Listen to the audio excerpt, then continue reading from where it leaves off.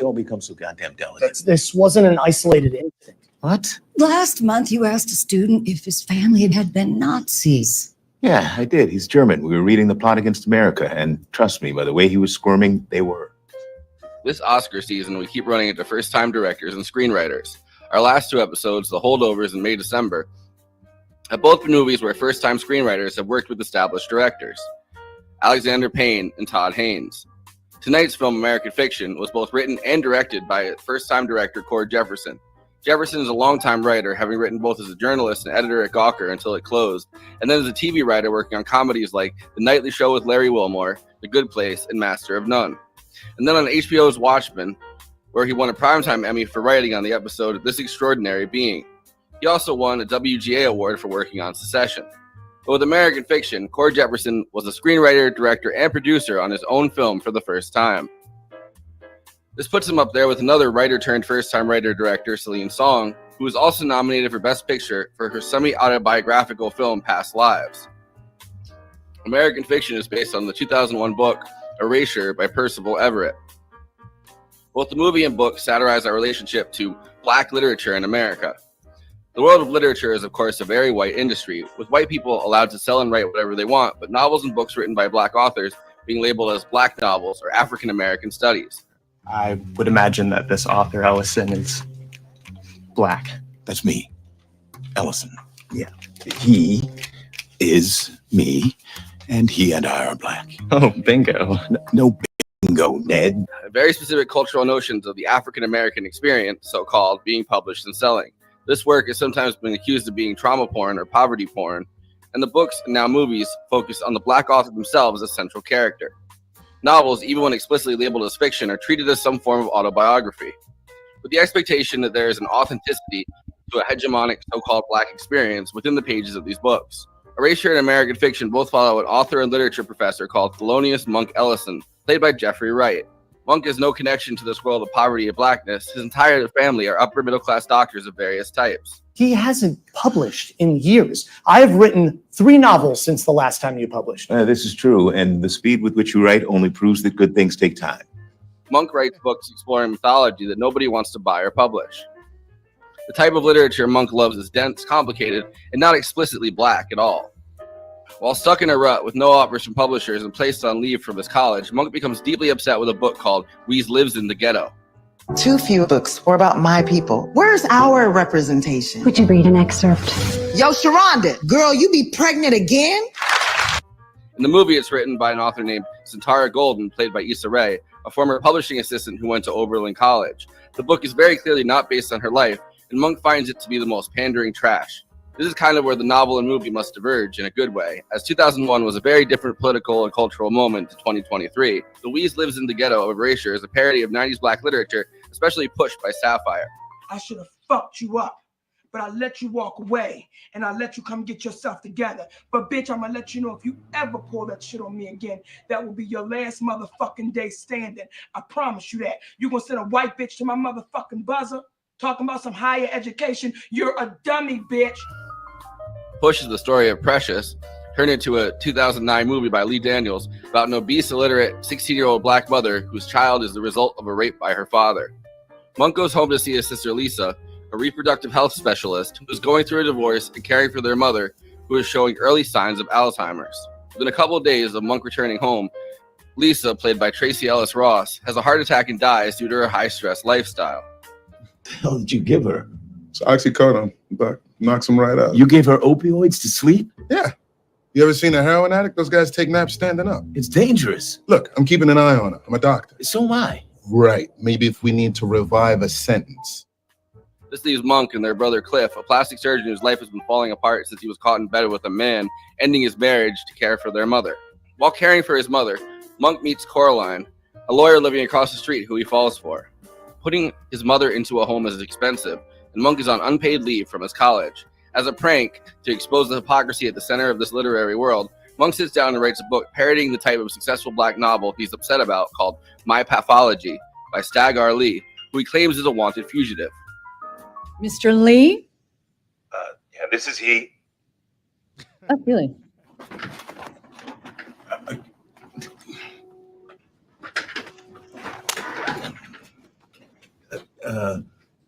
Yeah, God damn it. Of course, instead of exposing the hypocrisy, the novel is wildly successful. Attempting to sabotage the release, Monk changes the title to Fuck, which makes it even more successful. I am kind of fascinated by the massive cultural shifts we've had as a country since 2001 when Erasure came out. The movie makes light of this, and one of the central things that Monk keeps coming back to is the notion of police brutality. Mr. Lee, is this based on your actual life? Yeah, you think some ass college boy can come up with No. We've culturally been able to see police brutality as a thing which transcends our ideas about class. Famously, President Obama, another massive cultural shift to talk about, responded to the shooting of Trayvon Martin, not by police, but by George Zimmerman, by saying, if I had a son, he'd look like Trayvon Martin. But my main message is to the parents of Trayvon Martin. If I had a son, he'd look like Trayvon. Images of black bodies, movements like Black Lives Matter, and slogans like defund the police became cultural shorthand for racial issues in America. These are the issues that do not connect to somebody like Monk, and that his writing avoids discussing. Monk feels that this is trauma porn, and it reduces the black experience to a one-dimensional form. And American fiction satirizes the kind of white liberal culture that is almost hegemonic in the literary world that does that. I would argue often with good intentions. I mean, the purpose of focusing on police brutality is hopefully to stop it. They smoking? It's perfect. Yes! That is perfect. But in a way that reduces each black life to a potential statistic, rather than a three-dimensional story. And as he says, my life is a disaster, just not in the way you'd expect from reading that shit. They gonna make your movie or what? Unfortunately, yes. Hey! You know what? Good luck finding someone handsome enough to play me. I think they have. What do you got? Tyler Perry. Tonight's show is brought to you by Yabiga. A Balkan Rakia spirit, go to yabiga.com to order a bottle tonight. Anyway, before I introduce the panel, please like this video and subscribe to the Movie Night Extravaganza YouTube channel. Hit that bell to get notified whenever we're streaming. Also, we are now monetized, so if you have any pressing questions during this live stream, send us a super chat, which helps me keep the show running, and which I am obligated by international law, human rights law, to answer. We also have a Patreon, patreon.com/Movie Night Extra. All of our after parties are on there forever.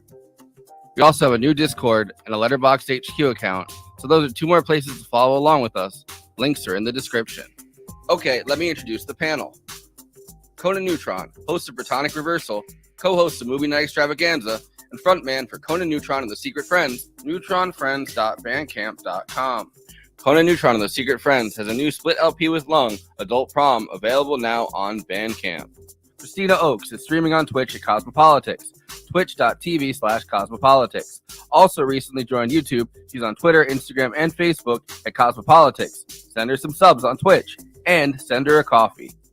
This month for the Oscars, Conan and Kristina are co-producers. We will have both show and after-party content that they've produced, so follow along. In the Discord, as well as watch parties on Mondays in the Discord. Jay and Your World, illustrator, book cover artist, artist for Give Them an Argument, co-host for Movie Night Extravaganza, and Bad Takes. Zach Marsh is a filmmaker and film aficionado, and the writer and director of the short film A Talk in the Park. I, of course, am Forrest Miller, your host and author of the book Fuck, a novel I definitely didn't adapt from The Wire after changing some names around. Exactly. I love the scene where he's clearly watching, like, I mean, it's not The Wire, but it's something that's a lot like The Wire, or like Snowfall, or like a show like that. Like, and there's a guy, and he's like, rule number 1 of selling crack, and you can tell that like Monk is literally in hell watching this show, being like, I don't connect to anything about like the so-called black experience. That just like there's that commercial of celebrating black voices, and it's I was just gonna say the BET knockoff where it's celebrating the diversity of the African American experience, and it immediately smash cuts to Ricky getting shot in Boys in the Hood. And then it's like and then there's like slaves on a yeah and like it's like, oh my god, this is the funniest movie of the year. I found it so hilarious, and all the jokes still work second time around too. Yeah, I think I'll come out of the gate. I think it's a masterpiece. I've seen it twice. It's funny you brought up Precious. Like, a movie like this is everything that Precious wishes that it was. Precious could never. And could never. Yeah. Yeah. I mean, Monique's performance stood out, obviously, and and she bitches about how that Oscar win kind of ruined her career. Like, she never really gets offers. I'm like, well, that's what we call the Oscar curse. So yeah, they only want you to do that one thing. It's a typecasting thing too, because everyone's like, oh, well, the thing to do is to make trauma porn with her now, and that's how we're going to get awards and stuff. And yeah, she's the one with the trauma porn, right? She's good at that, so only is able to do that, and only should be given projects that are that. Exactly. Yeah. Yes. Well, and the thing is, the Erasure book, which I haven't read, but came out. Well, no, I purposely didn't read it because Conan was talking about how This Is Revolution. Their whole conversation was about the book, so I was like, all right, well, I'm not going to do that for this. But no, the book came out in 2001, and then Push, which by Sapphire, like the thing that Precious is based off of, came out in the 90s, and the book was like satirizing that genre of like literally trauma porn. So it's definitely fascinating that like I feel like we've come so far in some ways culturally, right? Like we're kind of in the age of representation and talking about black stories, and somebody like Issa Rae being in this is funny because I feel like Insecure is a show that's done has done a lot to like expand what we think of as black stories, right? Like those are just kind of normal characters that aren't explicitly black. Well, I know a lot of people were mad about President Barbie being woke, so by the way, Forrest, sorry, did you say that Precious is based on the novel Push by Sapphire? Because no, it's adapted. I didn't know that. It's not like the insistent terminology during that entire award season always referred to it as Precious based on the novel Push by Sapphire, and not just fucking Precious. Yeah, I mean, I memory hold that that period of time. Well, because that movie was clearly such trash, right? Like it was garbage, pandering trash that like I feel like they had to keep going out of their way to like remind people this is based on a book. This is which makes it better. Yeah, this is high culture. It's based on a book. It's only the second worst attempt at a cinematic race commentary behind Crash. Exactly. It's hard to beat the global champion, which is Crash, which also did win an Oscar, which shows you that Sandra Bullock falls down some stairs and then she's not racist anymore. Yeah, it made her not racist. It was awesome how that happened. I skipped that movie, and I don't think I'm so glad I did.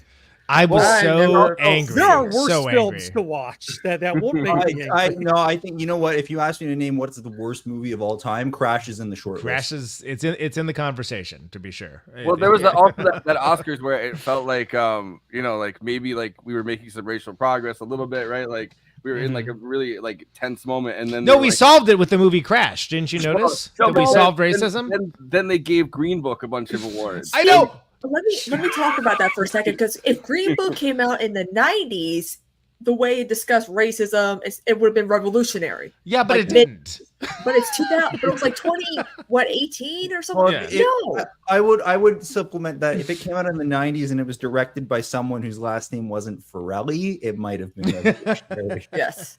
Oh, we're gonna make a movie. Italian perspective here. For the Muyans. And these are the type of Thank you. movies that like this film is talking about. Well, like, the post-racial society that we feel like Right.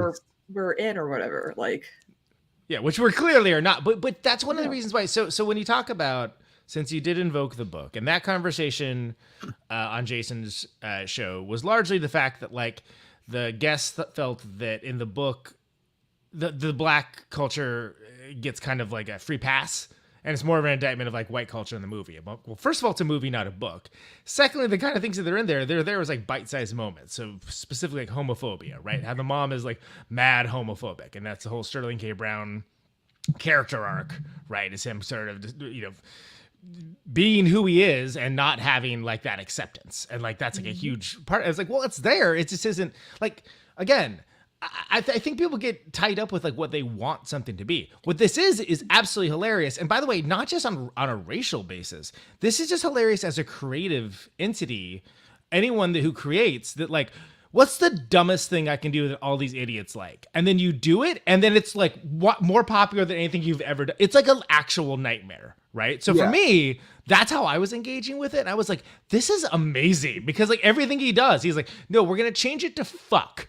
The name is, which is an incredible scene, right? Because like, well, how about if we do it with a PH? No, we can't do that. That can't be what we do. Like at every moment, it goes deeper and more stupid, and it becomes more successful. And that is every creative person's literal nightmare.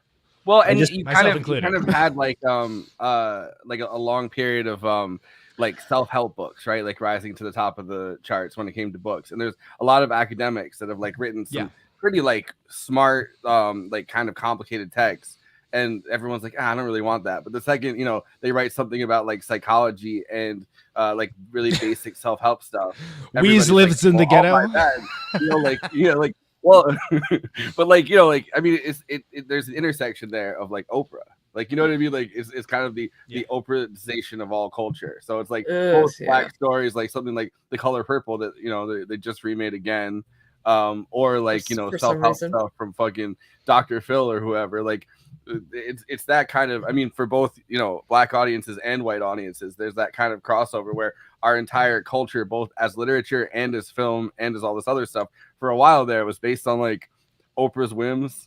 And like, and there was a lot of like drama porn, like for like when it comes to like the African American community, spilling a lot of their personal lives, or you have shows like Maury, Povich, and all those. Like, it's like it's like these people are. Or you had like caricatures. Spike Lee kind of like did caricatures of like like Bamboozled is a caricature of this movie. And don't get me wrong, I like Bamboozled. Like I think it's a good film. I just like it is not subtle, and this movie is subtle and much more fair. In many ways. That's the thing about Bamboozled though. It's like it's deliberately unsubtle, right? No, exactly. No, subtle was not what he was going for. But I mean, maybe a subtle Spike Lee movie that's about race. Yeah. But versus have a subtle Spike Lee movie that's about race. They kind of not to dwell on the head with that a lot of times.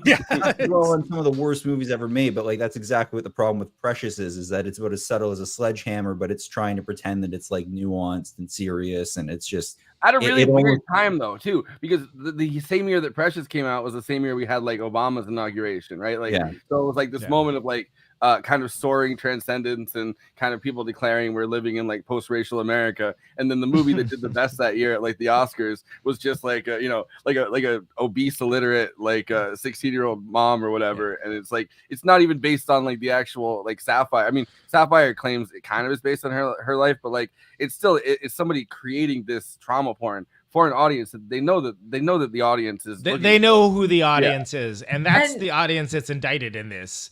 And I think to great hilarity. Yeah, and you know what's interesting too is it reminds me of a lot of sitcoms where the main characters are predominantly black families, like the Cosbys, Family Matters, even Blackish, and all that. You know, something that my dad always pointed out. He's like, "You ever notice that all the white characters in the show that are written by like black people are kind of dumb and this and that?" I'm like, "Well, yeah, because I mean, look how white writers, except for Norman Lear, would portray black characters in in the same type of sitcoms." Yeah, I mean, even kind of Norman Lear at first. Yeah, but he's old enough to be excused. He's like, we need a black Archie Bunker in this neighborhood. Well, but also like. You shouldn't look to sitcoms as, moving the needle culturally in definitive ways. Usually there are exceptions to that rule, but like of course it's dumb. It's meant to be dumb. It's meant to be something you don't have to think that hard about, that you can escape from your horrible, crappy, oppressive life. That's what they're designed for. Mm-hmm. Now, are they effective? Also, not for me, but I'm not the target market. Which I mean is, yeah. Oh, go ahead. Okay. No, I was just going to say, like one of the things I love about this film is that there's a lot of movies that or TV shows or whatever. I'm just, media in general that tries to show like the middle class black experience ends up getting ghettoized in like like just the media market where like people aren't seeing it. And finally, like this is actually a movie where people are actually seeing, and it's great. Like it is a great film. Yeah, this is a solidly upper middle class black family, right? Yes. Like there's no like nobody came up, from the ghetto. Nobody and that some people bagged on it for that. I'm like, no, I think that's good and because they do exist. Yeah. And Cosby Show was ruined by the titular character, of course. Yeah, and also too, like even though there are upper class black families, white people still see them in a certain degrading way. Like I'll use a little story real quick. There was this upper class black family that my sister went to high school with, and he was a very intelligent, good looking student, dressed very preppy and all that. And he asked my sister out. And so guess who had a guess who's coming to dinner moment? My mom did. She's like, you can. She's like, you can. She's like, what would your grandfather say if you're dating a black boy? And she's like, Ma, you always said what counts on the inside. She's like, yeah.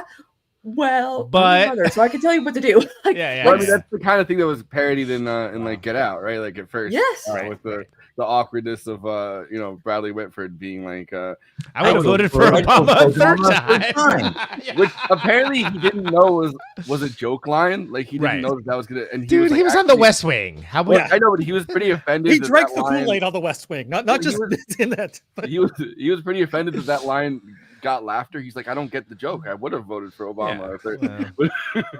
And that's why it's so good. Don't worry about it, honey. It's fine. But I think a major question in this that isn't invoked in a lot of other things that literally like kind of delve into the middle class black experience is how much, number one, I mean, white audiences are obviously mediated by media made for both white audiences, but also consumed by upper class black audiences who then project out those visions of themselves, which is kind of what throughout this whole movie Monk is kind of freaking out about, both with Coraline when he gets upset about her reading the book fuck and enjoying it and kind of vicariously living through this thing that he wrote as a prank, but also with Issa Rae's like Santara Golden character and the way that she writes, right? Something that's not close to her experience whatsoever, but it's still the idea of blackness is mediated through our culture, which then she had to do research for that book, right? Because that's not her experience, which is hilarious. Because and by the way, how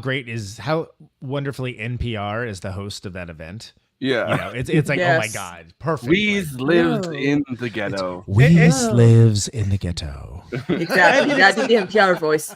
I love the fact too, I actually related to that because I read a lot of books about crust punks. Because Andy Andy I'm lives not a in the crust ghetto. punk. That is not my lifestyle. But I live vicariously through my literature of crust punks. There you go. Without having to smell anybody that's a crust punk, which is a bonus. Yes. I'm blown away. And you mentioned in the intro, Forrest, that this is a debut, right? Because we talked about it with Celine Song, that being another astounding, writer-director debut. That this seems like a third movie or something to me. You know what I mean? Like it's so authoritative. It's so confident. confident. Yeah, absolutely. Yeah. And- Yeah. and Well, even I think it helps that Cord like worked on, one of the great and arguably most cinematic shows of the past decade. Watchmen? Because he was a writer on Succession. Yeah. Like I feel like that's pretty good preparation and not the subject matter, but like the type of the family dynamics, right? The family dynamics and the sure. comedy. It's a very natural transition from working on that at a very high level. Yeah. I'm pretty sure they nominated him for an NAACP award for his work in Succession, and I wonder how much of that was like, thank God there's a black person in the room. Yeah. Look, we got one. He's over there. He's in the writer's room. Writing about a predominantly white family. Let's Writing go. about a white family. Yeah, we you can can't do be it. racist. We Look how hired a good black guy. He's writing about a white family, and he's a black dude. Well, and so the other thing that he worked on Larry Wilmore's The Nightly Show, right? That show ended way too soon. It Way was ahead of its time, in my opinion. People Absolutely. weren't ready for a Larry Wilmore. John Oliver show, I think, has become Last Week Tonight has become the inheritor of the Daily Show. But at the first sort of post Daily Show sweepstakes, I was like, oh no, this one's the one that's coming for blood. Like this is like everything I loved about like the Daily Show, like just getting down to it. It was like that. Yeah, they just got very uncomfortable with him, talking about racial issues, of course. Yeah, and that was, and I'm like, ironically, yeah. Well, I mean, they put it on, Comedy Central, which they also kind of had some issues with Chappelle's show when that was on, and changing Chappelle around. was cool. Yeah, changing around the blackness of that. So I wonder how much Comedy Central loves putting on like black shows, and then loves going, oh man, maybe we shouldn't have put on this black show. But Larry Wilmore's the other person he took under his wing is Issa Rae, and he was like one of the first executive producers for for like Insecure, and so it's kind of I don't think he gets his praises sung enough for how many people he actually managed to kind of either help out or like take under his wing. Or if you look at anybody that was on that show, you're right. Everyone's in that show. They've like gone on to like do other things, and a lot of it's because they got a foot in the door working on that show, right? Like it's like the Ben Stiller show, which was a real thing that existed, but it launched like the comedic careers of like Bob Odenkirk and David Cross and like Mr. Show, like all these people that like were kind of struggling behind the scenes, but specifically what Marsh Show did is like, hey, let's take all these deeply hilarious and clever black folks that I know, and like that's what we're gonna do. This is gonna be the Black Show, where we talk about black stuff, but really it's gonna talk about everything, and because we're doing it, it's gonna be the Black Show. And it was genius, and it was good, and it was taken away from us way too soon. So it's not surprising that all of those people did like wildly creatively and cool stuff afterwards at all. I mean, it just shows how smart of a dude Larry Wilmore is. Give him all the money. Let him do that. Also, let him be the new Tyler Perry. Well, no, he was also the Larry David to Bernie Mac's Jerry Seinfeld. Yes, he was the creator of the Bernie Mac show. That's right. I forgot about that. See, he's done so much crap. I forget about it. And he also was the person that co-created Blackish. So like all of these different projects that have been already referenced in this show as like expanding, I guess, the realm of what we consider black culture, right? Like away from this thing that's just these like mediated visions of what blackness is that don't really actually correspond to very many people. I mean, like it does create like one-dimensional forms of people, right? Like the ideas of what blackness is or what blackness can be, and who the first black president really was. And according to some, it was Bill Clinton. Wait, it wasn't? Yes, because all the fried chicken eating. That's why. Yeah, and the saxophone. Yeah. Yes, he went on Arsenio Hall. It was that. So he went on Arsenio Hall with his saxophone, and that's when they were like, "Oh, this is the first black." But that's. I was there when it happened. I mean, I wasn't in the studio, but I was like watching it. I was like, "Wow, he's playing the saxophone." Yeah, it was handed to him. Exactly. Yeah. In hindsight, he was not good for the black community at all. No. Well, I mean, it was obvious with the whole. Was it Sister? Sister Soldier. Sister Soldier. Yeah. Let's not talk about Bill Clinton though. Like that's like who cares? Move on. Bill Clinton's American Fiction. Exactly. He's like, this is not what people from Arkansas are like, but I guess speaking of Arkansas, because they do reference it in American Fiction, that's where right, they that's say, you know, he'd be a beauty queen if. Where she the Yeah. first I love that. So in the because this is so there's many aspects to it. There's the creative journey and the what makes black art, et cetera, why is it exploited, but there's also the family drama of it. I love that, you know, she's like the main character is like, oh, you know, you're looking good. Oh no, I'm fat. And then like, what's the first thing the mother says to him, who's losing her mind, by the way? It's like, oh, you look fat. Which is like, oh, you understand what you need to know about that dynamic immediately, right? Yeah, I understand why he's like, yeah, I give her, you know, pills and stuff, and it's fine. Exactly. I love when like the nature of a story changes, because like for the first part of that first act, you think it's gonna be this thing between Tracy Ellis Ross and Jeffrey Wright. And like, you know, just as like the rhythm of it's being found, the rug gets pulled out from under you, which is like true to life. Like like I lost my grandfather a year ago, and it was like out of nowhere, heart attack. You know, like it's like it these anvils drop on you. That was the moment where I felt like I first felt like I was watching something really special. When I agree. When that happened. Because it's so shocking. Like, oh my God, like she's snubbed. You know, she should have been nominated for Best Supporting Actress, because like how great she was in such little of the movie that she's in. Like you know, like that dynamic where they're joking around and she tells that really, you know, long involved setup to do that Roe versus Wade joke. Hilarious. Great. And then there's just the kind of like about how his book changed her life. Yeah, exactly. Yeah. Well, and the sniping in a realistic way, right? Like that didn't that feel siblings like, do to each other. Yeah. Yes. Like it didn't feel like it feels like a real dynamic between two siblings. And I love that they give you all these little antagonisms that you know, that like Jeffrey Wright, like his monk character has, right? Like he has the antagonism with the one guy at his job, which I fucking love that actor. He's always in things. I mean, you know, he was in everything yeah, he's in Mulholland Drive Yes. and yeah, what's that? I can't remember his name. He's great though. Oh, yeah, he's great. Let's go, doggy. He was in Serious Unfortunate Events as one of like the, but yeah, I love, so they give you the antagonism between those two characters where it's already like, okay, this guy is combative, not in the way that you think of as like you know, like, because everything in this movie is kind of subverted, right? Like there's a certain kind of aggression that, you know, that is kind of parodied throughout this, that, you know, black men are said to have, where at the end where, you know, he has the award, they think it's the gun, that kind of thing, which I thought was deeply hilarious, by the way. I was like, holy also crap. the Malcolm X shout in that moment too, like that shot of him laying on the stage. Well, and how, not to jump ahead to that part specifically, but how clever to do like we have to ascribe it to Clue, right? The movie Clue, the multiple ending thing, but do it in such a way that's like, no, in terms of him being a writer, like it's well done. And it, like, you know, it's like, oh no, that's the rom-com ending. You can also, really, they show him in like combative first with the green-haired woke liberal college student that doesn't like the N-word on the board, which it's such a funny line where he's like, I got over it, so can you. Yeah.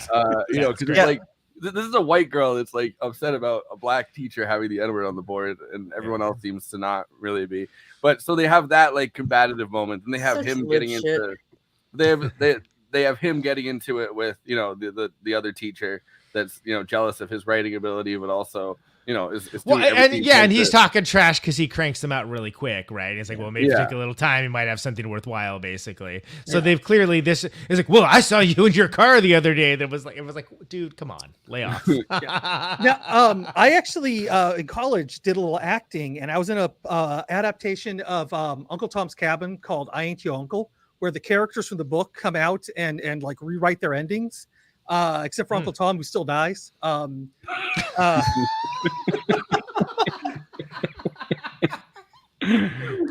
but it's hard to spoil it for you people. This version of Uncle Tom's Cabin, you know, they think he's holding a gun, and they go right. No, exactly. but the big thing about that is I remember the N-word is in the script a lot, and I had to say it quite a bit. And is this Tarantino's Uncle Tom's Cabin? I mean, I was a white guy. Of course, I'm going to say the N-word a lot in a movie about Uncle Tom's Cabin, like, you know, in a play about Uncle Tom's Cabin. Of course, I'm going to, you know, it's set during the 18 whatever. Anyways, Fantastic. Andrew World, everybody. Here he is. He's going to be here all week. One day, I understand the point of that story. I understand the origin of that story or the relevance, but here it is. Tomorrow morning on Blue Sky, it's going to be like, Andrew World loves to say the N-word. No, Gonna tweet that out right now. It's gonna be 6 months from now, and there's gonna be some reason that like Andy's like gaining in popularity, like his star is. I'm on the Daily Wire now. And then some. Who like, are all these new friends? Yeah, one of those like out of context accounts is gonna like just find that. They're gonna be like, I watched through 12 hours of fucking movie night extravaganza and finally found J. Andrew World claiming he says the N-word a lot. Yeah. All these new followers, all like Roman columns and stuff in their user avatars, but it's got so many new friends. It's like the art, the art of tradition. They're like, come on, let's talk about like the Roman Empire. All right, can you wrap it up quickly, Andy, or no? I'm assuming you can't, but go ahead. Yes, I was just about to get to the point. Okay. But like, I just remember We a can't bunch of wait. people like actually walked, like white people specifically, like none of the black actors did, but a ton of white actors actually like quit because they couldn't do it because of the use of the N-word in it. Got it. Okay. Oh, didn't this happen with Django Unchained with Leo and Samuel Jackson or something like that? He's like, you got to say the N-word, dude. You have to. Oh it's yeah, fine. It's okay. He's like Samuel Jackson's like, look, man, if we can say it, you can say it. It's a lot Look, if harder you than can't, it was. we're just gonna get Matt Damon and he'll say it. Yeah. Yeah. You're playing an uber racist. What would you expect him to say? Yeah. Django Unchained is kind of Tarantino's like mea culpa for how much he has like actors say the N-word in movies that don't involve slavery or anything like that. He's like, look, now I have Jamie Foxx saying it. It's fine. It's fine. It's literally fine. so I think it's interesting that like those small little moments that are largely the look how white culture reacts in all these ways that don't matter are in there, but also like there's a thing when they finally pick the books that are on the thing and it's like, I just think it's really important to listen to black voices, and it's like the two black voices in here don't want this to be in here. Like clearly you don't. Like White that's people, why it's we funny need to to- me. We gotta uplift the black voices. We gotta listen to them, and they're like, What about the ones at this table? No, not so much. Well, it's never the one. It's always Yeah. like literally that phrase is always ironic because it's the black voices the white liberals want you to hear. we'll listen to MLK, but not Malcolm X. And it's deployed so effectively here because there's such a long setup to it. Because you kind of know it's like, oh man, it's gonna be the book. That's gonna be the one that happens. But how they get there and how it transpires is so well written and so well acted. And then when it happens, and you get the punchline is that I just feel like it's important to listen to black voices right now. Amazing. And I saw it twice. So second time, no reaction at all. But first time, whole theater like lost their minds the second that happened because it was a much bigger crowd. But second time, it was literally just me. I'm like, what's wrong with you people? You asleep? It's funny. It's a funny moment. And It's like all the white people in the theater are like, do I laugh at this or not? Am I racist? But I Am did I see racist? it at one of the widest malls and one of the widest areas of LA. There you go. So finally, my the first time I saw it was a very white audience, and I think I accidentally broke the ice for everyone to engage with it because the fifth line in the movie is, "No, I think it still has 2 G's in it." Last time. Oh my God. I laughed like because that was like my okay, we're off. This is gonna be great.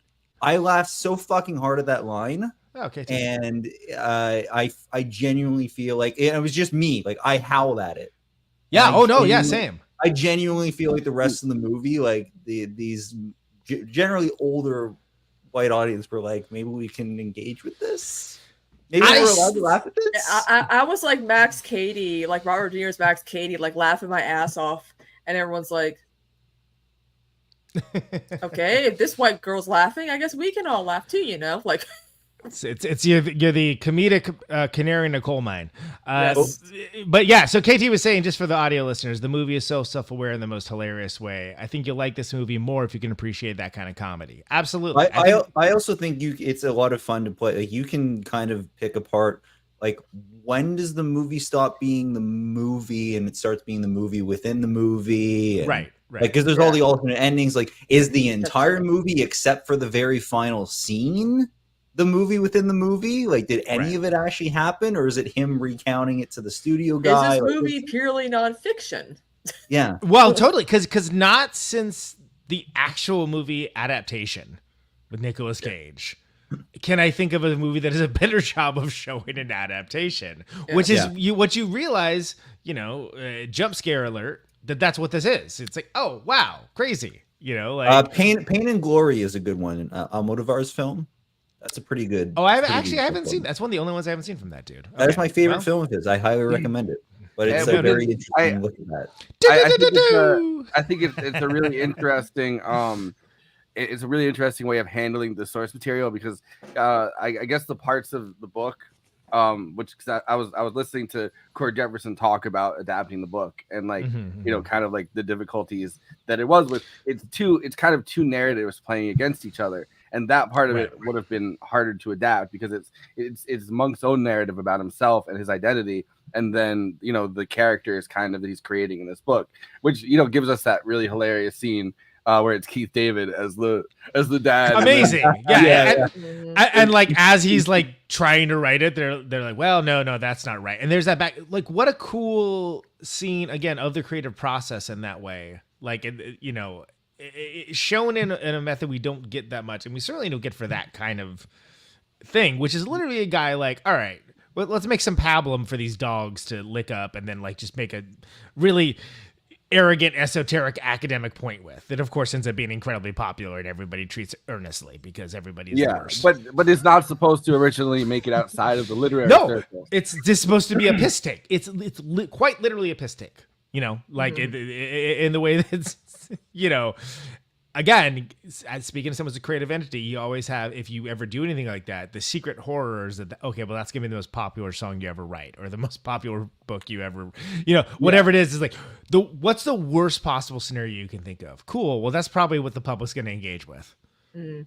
And you know why? Because it's generally true. I think that it's interesting that Jeffrey Wright in this movie, right? Like Monk is someone who's never bothered to like do that, right? So he doesn't there's no awareness in his mind that is what's going to happen because he's never been someone who's subjugated his own writing to anything else, because he's very serious. He's serious about his art. He engaged with, like, to the point that he will go to bookstores, and when he finds his books miscategorized, as he feels hilarious, he's like, no, I'm gonna move these. He's like, well, we're just gonna move them back though, like and then he gets busted on it by his sister, which shows you, oh, this has happened before. Yeah, this is a thing he does. Also, him using the sunglasses as a disguise, because as if he's visible, like he's an author, but he's like, he's visibly recognizable, and like the sunglasses do it, and then he's like takes them off, and it's like Clark Kent and Superman. Yeah, like when he wants to make his point, like he wants to make it. Well, let me, and he kind of struggles with it a little bit to get them off. Like it isn't cool. The guy still does not. The guy's like, has no. Bro, I don't know who you are. I work at Barnes and Noble. He's like, these are my books, and I am black. And he's like, oh, bingo. And he's like, no, not bingo. Yeah. But there's the other. Well, I'm laughing just thinking about it. The part that really cracked me up with that is when he's taking the books out, and then he looks behind him and gets into that like thing because he has like a jump scare kind of because he sees Weez lives in the ghetto, and it's like that book is following him around as if it's like like a specter in the background, like a killer in a slasher movie. Yeah, right. His visible, like Jeffrey Wright's so great in this. His visible disgust when he goes to the book reading and like she starts reading part of it. It's just like the seething contempt is so like, it's why. Finally, Jeffrey Wright in a leading role, right? Because he's been that guy in so many things, and he's so great at it. But it's almost the year for that guy Oscar nomination. You're right. Has he had a leading role since Basquiat? No, he's been doing a lot of sporting. He actually said, because he plays, Gordon in the Batman. He's hoping that there's more flesh for him. Yeah. He was one of the best parts of the Batman, if you ask me. Yeah. Thank you. Nobody did, but I was going to say it anyway. But like, he's so, like, he leans into all of the things that make him a great character actor are so perfectly endemic to this character and this lead role. And that's why it works so well for him. Because like, again, he seems like the kind of guy that would be like, oh, this dude's too smart for his own good. Well, everyone talks about like the scene with like the olive in the drink, like putting a drink together. Like that's like super I mean, look, I've started taking acting classes now, so I'm like really honed into this. But it's like super. How often do you have to say the N-word, or is that just Andy? I haven't yet. Andy's one of the teachers at one of the classes I went to. I'm gonna name drop her. Her name's Angela Beshara. She's amazing. She said she wanted to do a scene from Jackie Brown, but there weren't like the N-word was the impediment. I said, why don't you just do the scene between Max Cherry and Jackie Brown in her apartment where they're talking about just getting older? That's a beautiful scene. There's no N-words in that. Yeah. The scene about like, I use hair plugs. I've had work done on my face. It's an amazing scene. Yeah. It's my favorite Tarantino scene. Total tangent there. But Possibly my favorite Tarantino movie up there. Because it is my favorite Tarantino movie. It's one of his best movies. But it is funny to be like Tarantino is like working on like a recut of it, and he's like, oh, we should add an N-word to that scene. That's his George Lucas moment. Yeah. No, it actually the N-word first. He would CGI in like Chris Tucker. Chris Tucker's corpse would show up and just like shout it in the middle of the scene. Yeah. There you go.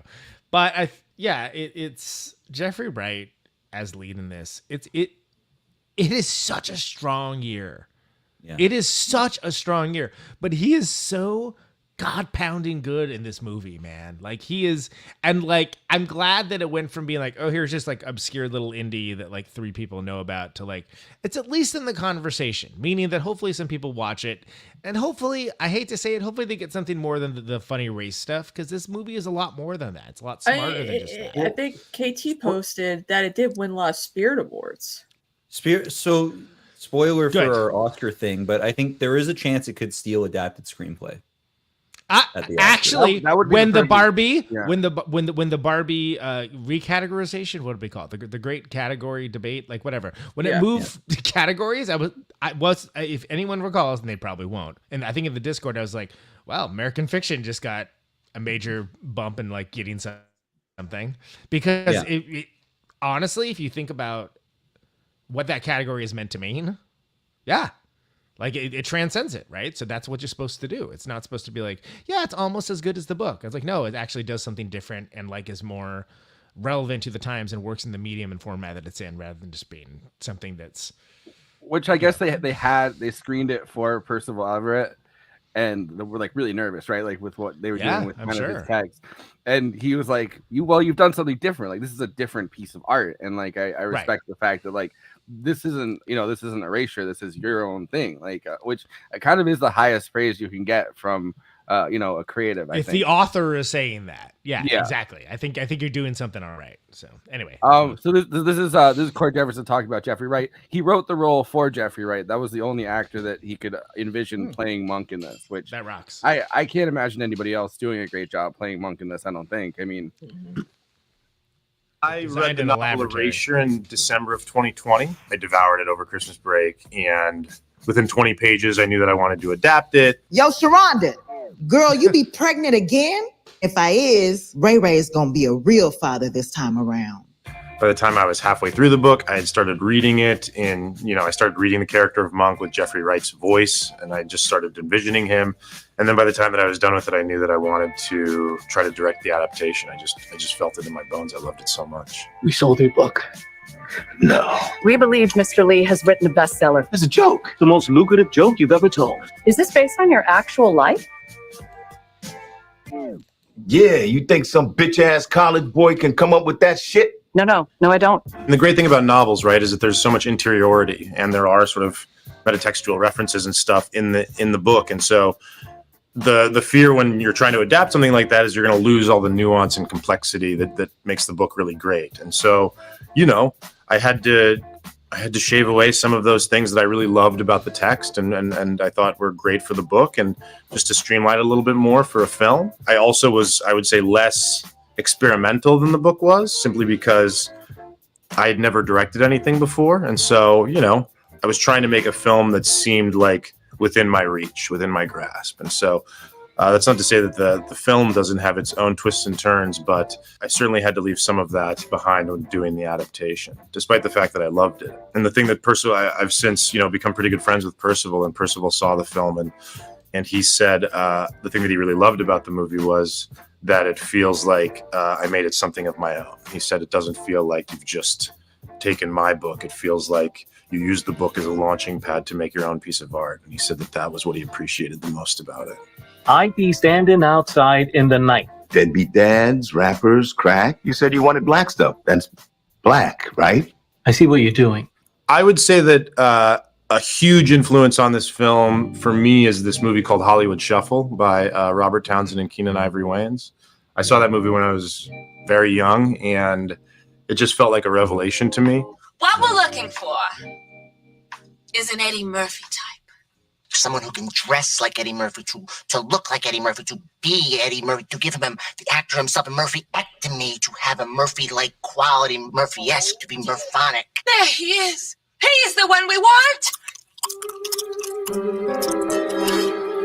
I just want to be me. I don't want to be Eddie Murphy. I just want to be me. I just want.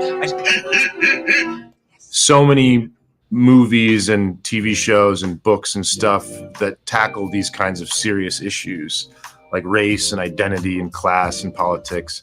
They can be very self-serious. And I understand that because these are serious issues, and I understand the inclination to not make light of them. But when I watched Hollywood Shuffle, I realized it was the first time in my life that I'd seen somebody, talk about these kinds of issues in a way that made me laugh constantly. This is Ricky Taylor. Ricky graduated from my class 3 years ago.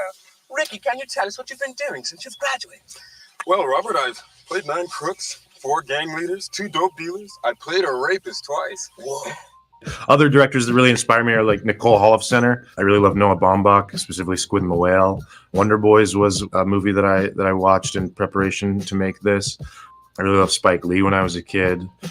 Race is this interesting thing, right? And that sort of race exists in this liminal space, whereas there's a lot of scientists, the majority of scientists will tell you that there is no real basis for race, right? There's no major important biological difference between the races. And yet our society has made race a real thing with laws and our institutions. We've sort of codified it and made it real. So it's both not real, but also intensely real, and sometimes fatal consequences, right? Which we see all the time. And so that there's an inherent absurdity there, right? And I think that a movie like Bamboozled, a movie like Hollywood Shuffle, a movie like Sorry to Bother You, like these kinds of movies, I think underline that absurdity and laugh at it and say like, this is ridiculous. Let's laugh at how ridiculous this is. And I think that sometimes it's laughing to keep from crying, which is can be a salve in a difficult time. And sometimes it's just laughing because laughing is good and finding joy is good. So that for me was very important when I set out to make this. I didn't want the film to feel like anybody was coming to a lecture. I didn't want anybody to feel like they were coming into a theater and somebody was wagging their finger at them and telling them why they needed to feel bad. This is a movie that I want people to be laughing throughout the entirety of it. And it doesn't matter what race you are, what gender you are, what your political affiliations are. Like I really hope people just can come into this movie and have a really good time. I want people to leave with smiles on their faces.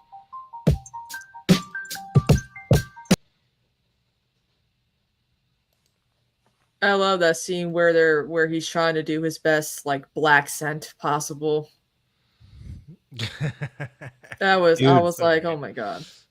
Just side note, the Hollywood Shuffle name drop there is fucking classic. That movie's magnificent, and there is a lot of like I hadn't thought about it because I haven't seen that movie in about 15 years. Hard to find, right? But it's hard to find. It's very hard to find. I do want to watch it again, but there is a lot of common lifeblood between the two. Yeah, films. no, Robert Townsend is totally underrated, and we should probably do some of his films. Yeah, sure, absolutely. No, and I appreciate that, like him finding the context and like finding the humor with it. I mean, it's what makes this like an interesting movie. And again, I was ready when I first watched it. I was ready for like, I think this is gonna be one of two ways. A, it's gonna be awesome, and B, like this is gonna be like, oh, it's trying to be important. And I was really afraid it was gonna be trying to be important. And luckily, I feel like it is important because it isn't trying to be important. You know what I mean? Like I think, it's like the opposite of the zone of interest. Yeah, it's like it's like very weightless. Like it's very just like kind of, it's very just kind of like, Here you go. We're doing this. There's this scene. There's this scene. This is just happening. If you're on board with it, cool. If not, then don't let the door hit your ass on the way out. And it feels breezy, right? It feels breezy. even when there's like intense things going on, like it feels again not like it's attempting to be weighty. And I think that's so many times when something, whether it's an explicit comedy or not, tries to be funny. Again, it's trying to be funny, but additionally, like it often gets like weighted down with like, well, we'd rather be important than funny, and that goes back to again, it's starting to become a rant. The Sullivan's Travel. Powell movie, like Preston Sturges, it's like literally mocking that in the 40s, in the 1940s, and doing like holy crap, nothing has changed. Literally nothing has changed. and the funny thing is, in being so like almost lackadaisical about its importance, there are so many moments in this film that are deeply heartfelt.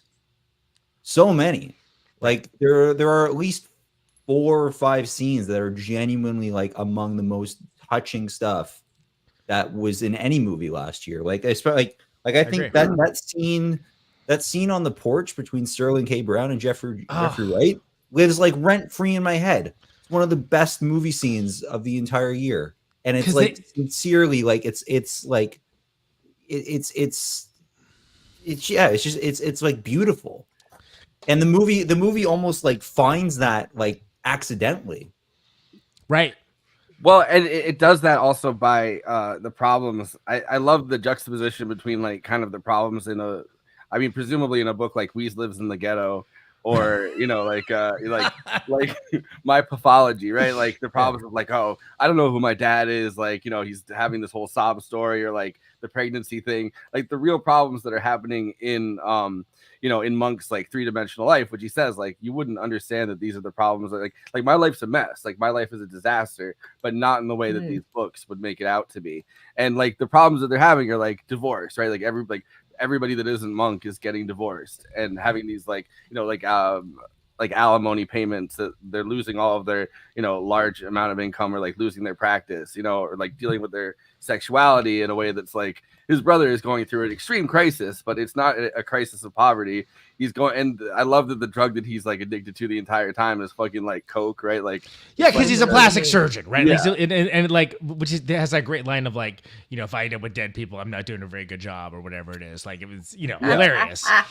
And also which he assumes that his own brother has seen dead body, like, right, like that's its own thing. Yeah, I mean, well, because they have a totally fraught sibling relationship, and it's clearly built off of like years and years of accumulated trauma, and again, but also just dealing with being siblings, and like the low K style bullying that happens, right? And even with Sterling K. Brown, like ultimately being like the one that's sort of like finding this late life identity crisis, like, oh, he's gay, and like his wife left him, his kids hate him, et cetera, and then just small little moments was like you're drinking, it's like 10 a.m. It's like, well, I'm not flying the plane, dude. I'm not flying the plane. yeah. Like, I mean, that's like something I would say. Be like, yeah, man, what's the matter? Like, why are you so uptight about it? Mind your own business. He's also the black sheep in his own family, but it's because his doctorate is in literature rather than than like being a doctor. Yeah, exactly. Well, and also, that's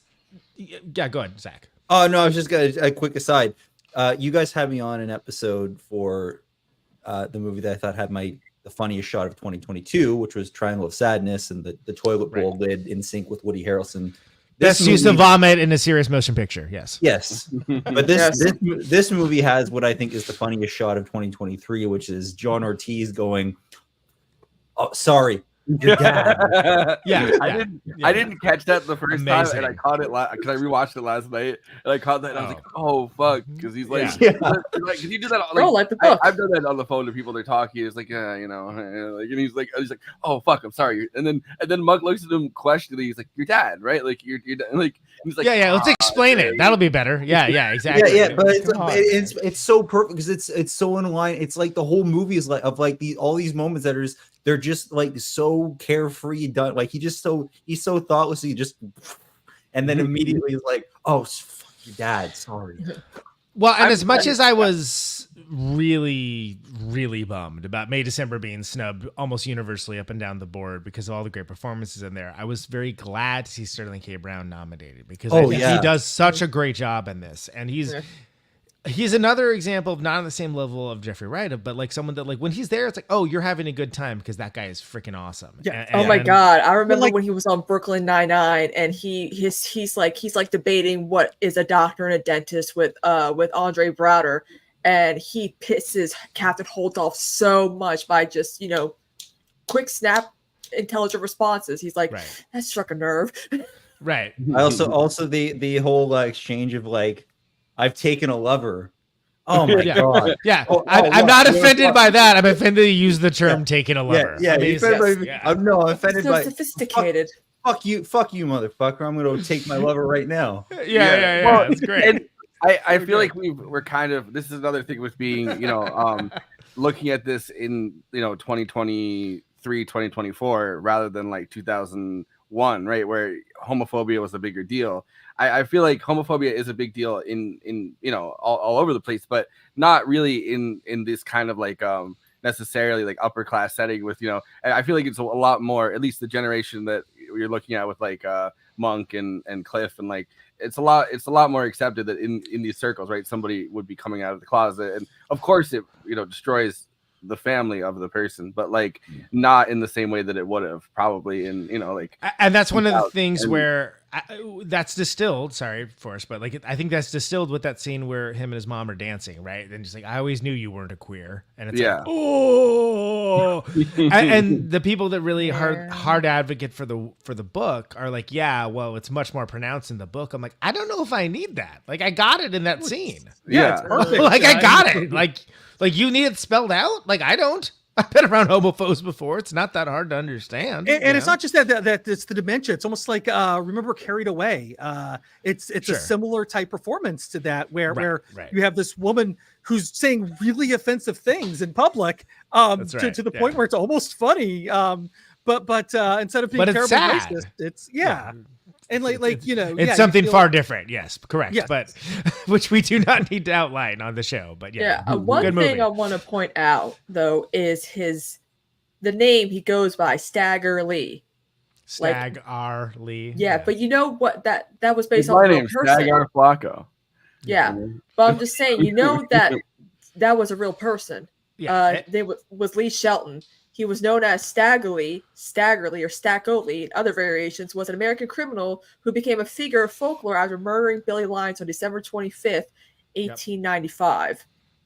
And the subject of many songs, many interpretations of the song.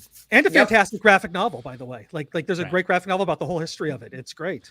Yeah. I love that song by Lee Price. Oh, Staggerly. Nick Cave. The Nick Cave of the Bad Seeds version of Staggerly is up there for me. I have to say, though, Samuel L. Jackson's version is my personal favorite. What? He did it for, I think, Black Snake Moan.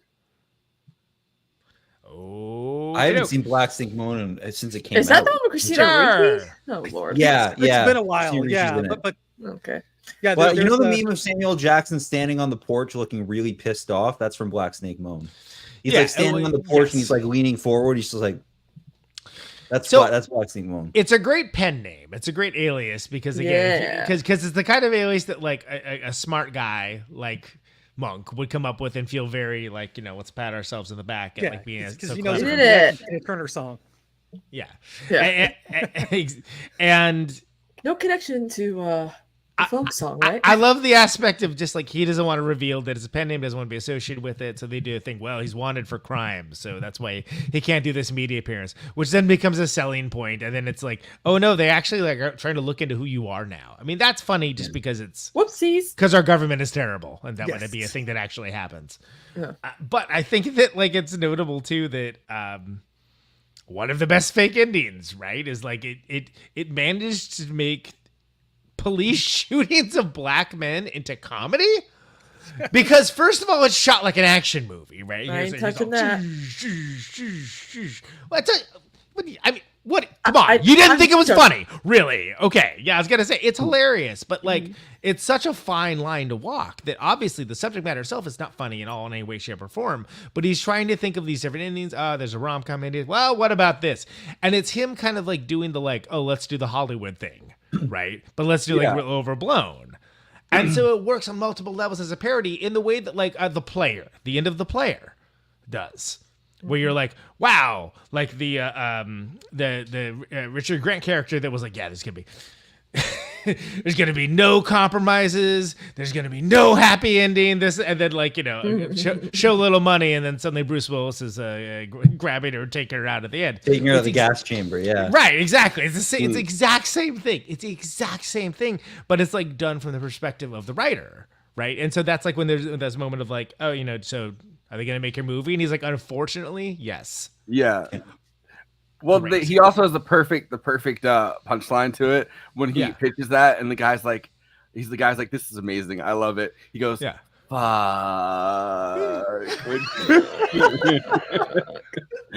But I think the thing that really stands out to me about like the ending of this is that, I mean, he's struggling against the culture, right? Like, I mean, not in the term that people use it, like, oh, this is the culture, but like he's struggling against culture writ large, and there's no winning that battle. And he's not in a box. There's more than 4 sides to him.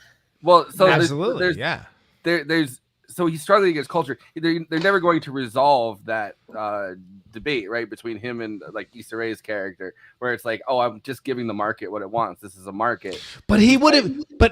What I love about that scene too is like when they're at the lunch table, is there's a moment he could just let it lie. But he's like, yeah, it's his Larry David moment. It's like, it's not that much different from yours though.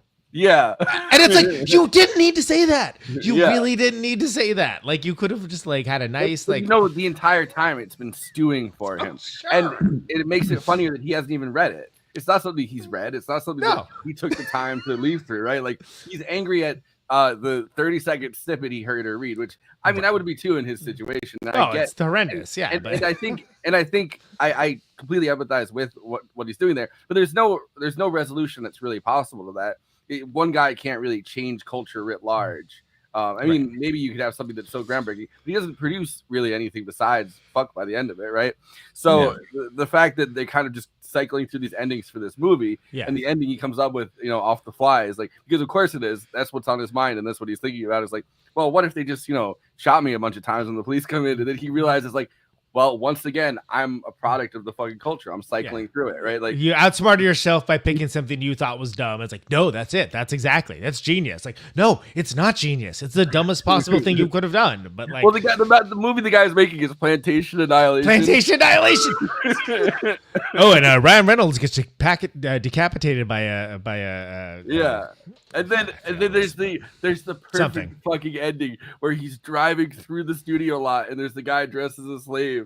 And the guy's like, gives him a what's up. And he's like, and he just like really reluctantly and like defeatedly nods at him. And it's like, this is the man that's been chewed up and spit out by culture writ large by the end of this. And it's like, and you're watching a movie kind of with the same message. I mean, there's no resolution to it, right? Like, so you're kind of, it's such a meta experience by the end of that. Because he has a tin-ear to any manner of populism and finds it to be like deeply contemptuous in a way that he wants the culture to be what the culture to be like to his taste, and it isn't. And rather than like adapting to the reality of it, like he's chosen to become like curmudgeonly about it, and everything about it comes from that curmudgeonly place, including the ending, which is so perfect. It's perfectly like the writing of this is stunningly good. And to my discredit, I guess I haven't read the book, but I don't care. The book is the book. The movie is the movie. Move on. Yeah. Thank you. So I think that it's. Please listen to my book podcast where I don't read books. And I'm excited to read the book after talking about this. I purposely didn't read it up. Like, thank you for not. Yeah, because you'll be talking about the book the whole time. But I like Oppenheimer. It's time for me to start my book podcast. I wasn't even on that episode, and I know you read the book. Yeah, it's time for book night novel extravaganza. Exactly. But no, like spinoff. I definitely, but like. Having those two ideas in discourse with each other is a very hard thing to do in a movie without hitting it over the head with like, oh, let's have these ideas in discourse with each other. And I love that because I'm not someone that's completed like a screenplay or like anything like that, but like I've always like that's what I've wanted to do, right? Like I've always had an extreme amount of writer's block for everything. I must be loyal to my capo. but there's the thing where he's imagining the characters talking in real time, and I love that they're projected as like real characters. It's exciting, yeah. It's like it's using cinematics overused, but it's using the power of it being a movie to advance the narrative in a way that you maybe wouldn't get the same thing out of it. Yeah, you would. That wouldn't. I mean, I haven't read the book either, but there's no way that scene translates the same way on the page. Right. Especially when he's like blocked on like what the next line should be. It's like, well, what do I say next? Yeah. And you got Keith David doing like a stage performance, that's how it kind of read. Right. And like he's like, there's so much son, to that. No, nobody told you, and he's like, told me what? And he's like, look at my face. And I love that he's like, look at my midnight black skin. He's like, no, not midnight black. Midnight black. He's like changing the words. Yeah. Well, and Andrew's really tuned into Keith David doing a stage performance because Andrew used to do stage performances. Oh yeah, so I hear. Yeah, he hears Keith David drop the N-word, and he's like, "This is just like when I was in college." You should have seen my Shakespeare. I did the Tempest after that. Oh God! But you know how many N-words were in that one? Did you do that the monk character Hamlet in blackface? who has only ever used the N-word with the ER, right? Like that's the kind of character he is. He's like it's not something that goes into his vocabulary. So like for those two characters to be engaged in that struggle, and they're dropping it all over the place in that, and like it's like, but it's the same kind of subverted thing because the thing that's overshadowing this whole movie that we haven't, I mean, we touched over with the is like the father's suicide. And the father, but not in the way that this person's in so much poverty that they have no choice but to end their lives, or the father is isolated and alienated and is trying to make a human connection. And I love that they don't give you all that information all at once. They have it's shown. And they have Coraline just kind of make the joke about it and then realize that she oversteps by doing that. And you have the mother that's like, he was a genius and he couldn't connect to people. And I stayed with him because he was going to be lonely otherwise, but he still ended up being lonely enough that he killed himself. And that's a different kind of father. But also made connections elsewhere, literally stepped out, and then that's a horrifying thing for Monk because and then everyone's like, oh yeah, everyone knows that. Everyone's like, oh yeah, we knew. And then it shows you how self-absorbed Monk kind of is because he is a little self-absorbed. Like that's right. Oh, he's completely self-absorbed. He's fully self-absorbed. He doesn't even check in with the brother to find out about his sexuality and his kids hating him and all that stuff. By the way, left the wife and kids. I'm gay now and I'm in Tucson. which is great. Anyone in Tucson, but he hates it more now. No, but all right, who's been to Tucson on the panel? Yes, me. Yeah.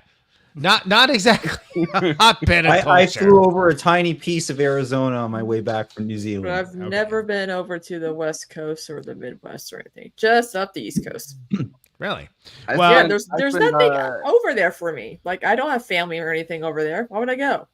I spent 3 weeks in Tucson, and I have a nice picture. I have a picture of me sitting in the sand next to a cactus.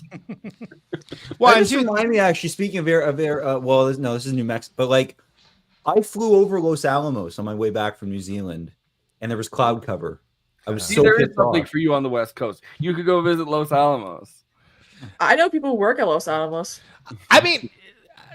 Okay, I don't want to get too down the hole with this. I mean, I was in Tucson last week. You know what I mean? It's not that big of a deal, really. But what I'm saying is, it's not a hotbed of culture for if you're a gay black man necessarily. Yeah. And I think that's what I was referring to. The most culture that place has was the sitcom Greetings from Tucson, which I actually met the actress for once. I have. Did you try to impress them by telling that story about the play, or no? I did know. We were trying to get a video camera for an audition. I have cousins that live in Tucson. My mom's favorite cousin is there, and she's a marine biologist, which I've always found is really funny that she lives in Tucson, which is not like there's. That's a useless degree right there.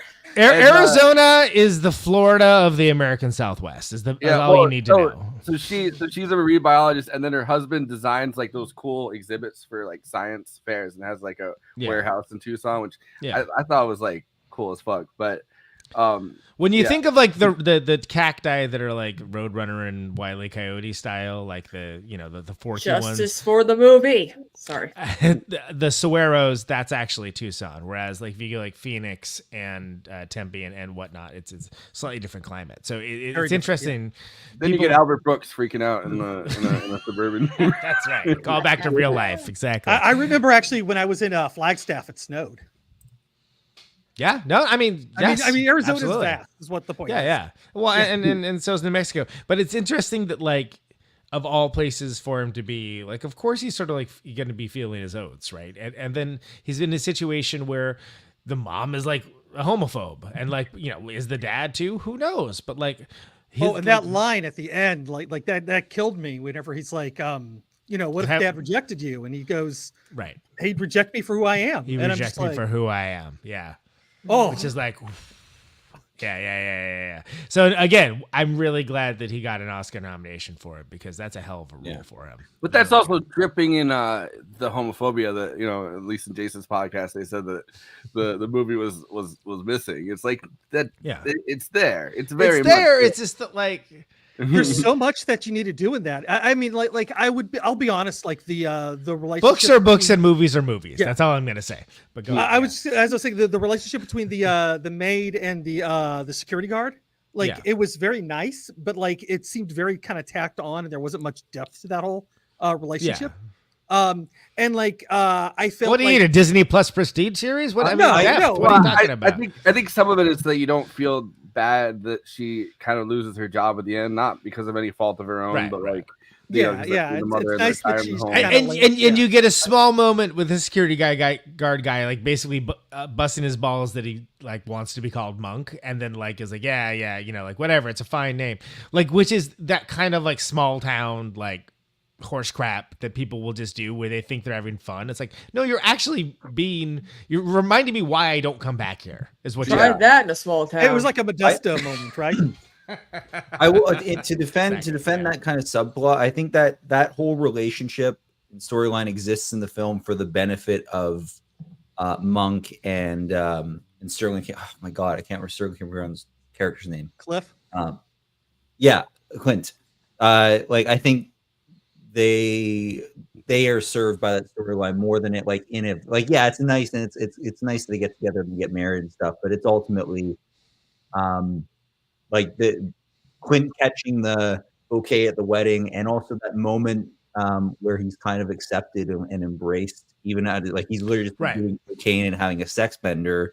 And but his fuckboys provide some value. That one knows how to cook, great. That's awesome. There's that. But also the maid where he walks in and having just done a line of cocaine in her living room, and she's like, "You're still this is still like your home. You're still family." Right. Well, it's also showing you that the only connection that Monk or his family really has to lower class Black existence is removed far. Right. Like it's the help. Like the only connection that he really has to someone who I'd assume lives in some kind of at least lower class poverty, that like is like the servant. And in the same way that when you like watch stuff about like the antebellum South, and there's like, oh well, the only connection that they really have with Black culture is like like the slaves around the place. It's like it's a removed connection. And so when you look at his own work, and he's like, well, I don't really connect to any of this Black stuff or like Black identity in the way that it's shown in this, like because the one poor Black person around you is, you're like, oh, that's the person that tidies up after us. Like all I know is from Plantation Annihilation. That's all I know from. And she's not even like the same culture. Like you have like rural Black people are not the same as inner city Black people. It's like it's just stupid that I have to say this, but people miss that point. So should go back in time and tell the Clinton 2016 campaign that, by the way. Well, because she makes the comment like, oh well, if you went to Arkansas, you'd be a 10, and it's like that guy's never been to fucking Arkansas. Like, that guy has never set foot in Arkansas, right? Like that guy is not. He's not the kind of person that necessarily would like travel to the South, and he fled from Boston to like the West Coast. Yeah, and there's favorite. There's a long history of Black culture in Boston and in Massachusetts in general, right? Like that's the place where like somebody.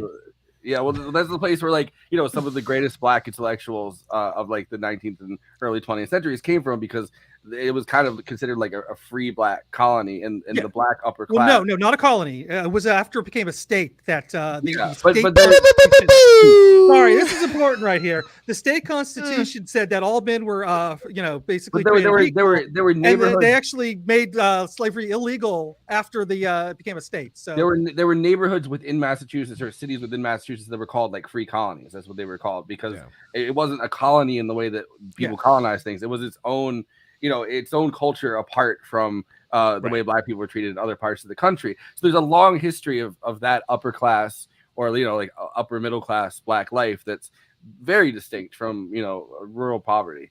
I mean, in the same way that that somebody living in like a really tall fucking apartment complex in Boston or like in New York City or something like that, right, is very distinct from like a poor white. Yeah.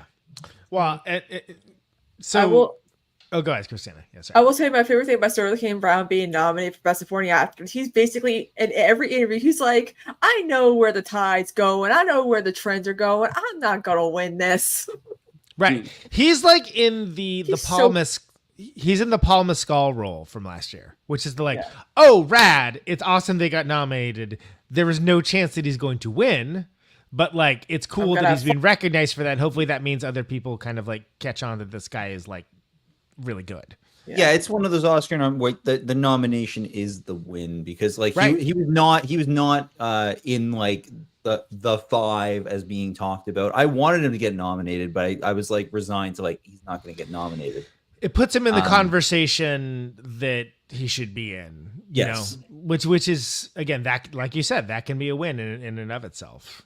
Yeah, and like, this is a man who is going to win an Academy Award. Brian Tyrese Henry, same sort of thing. Causeway was only okay, but he was really good in it. Yeah, they really like putting like one black guy, a token black dude in. Also, Sterling K. Brown is kind of that guy actor in a way. It's because he's been doing a lot of supporting roles throughout. Because I remember he was in the movie about Thurgood Marshall with Chadwick Boseman.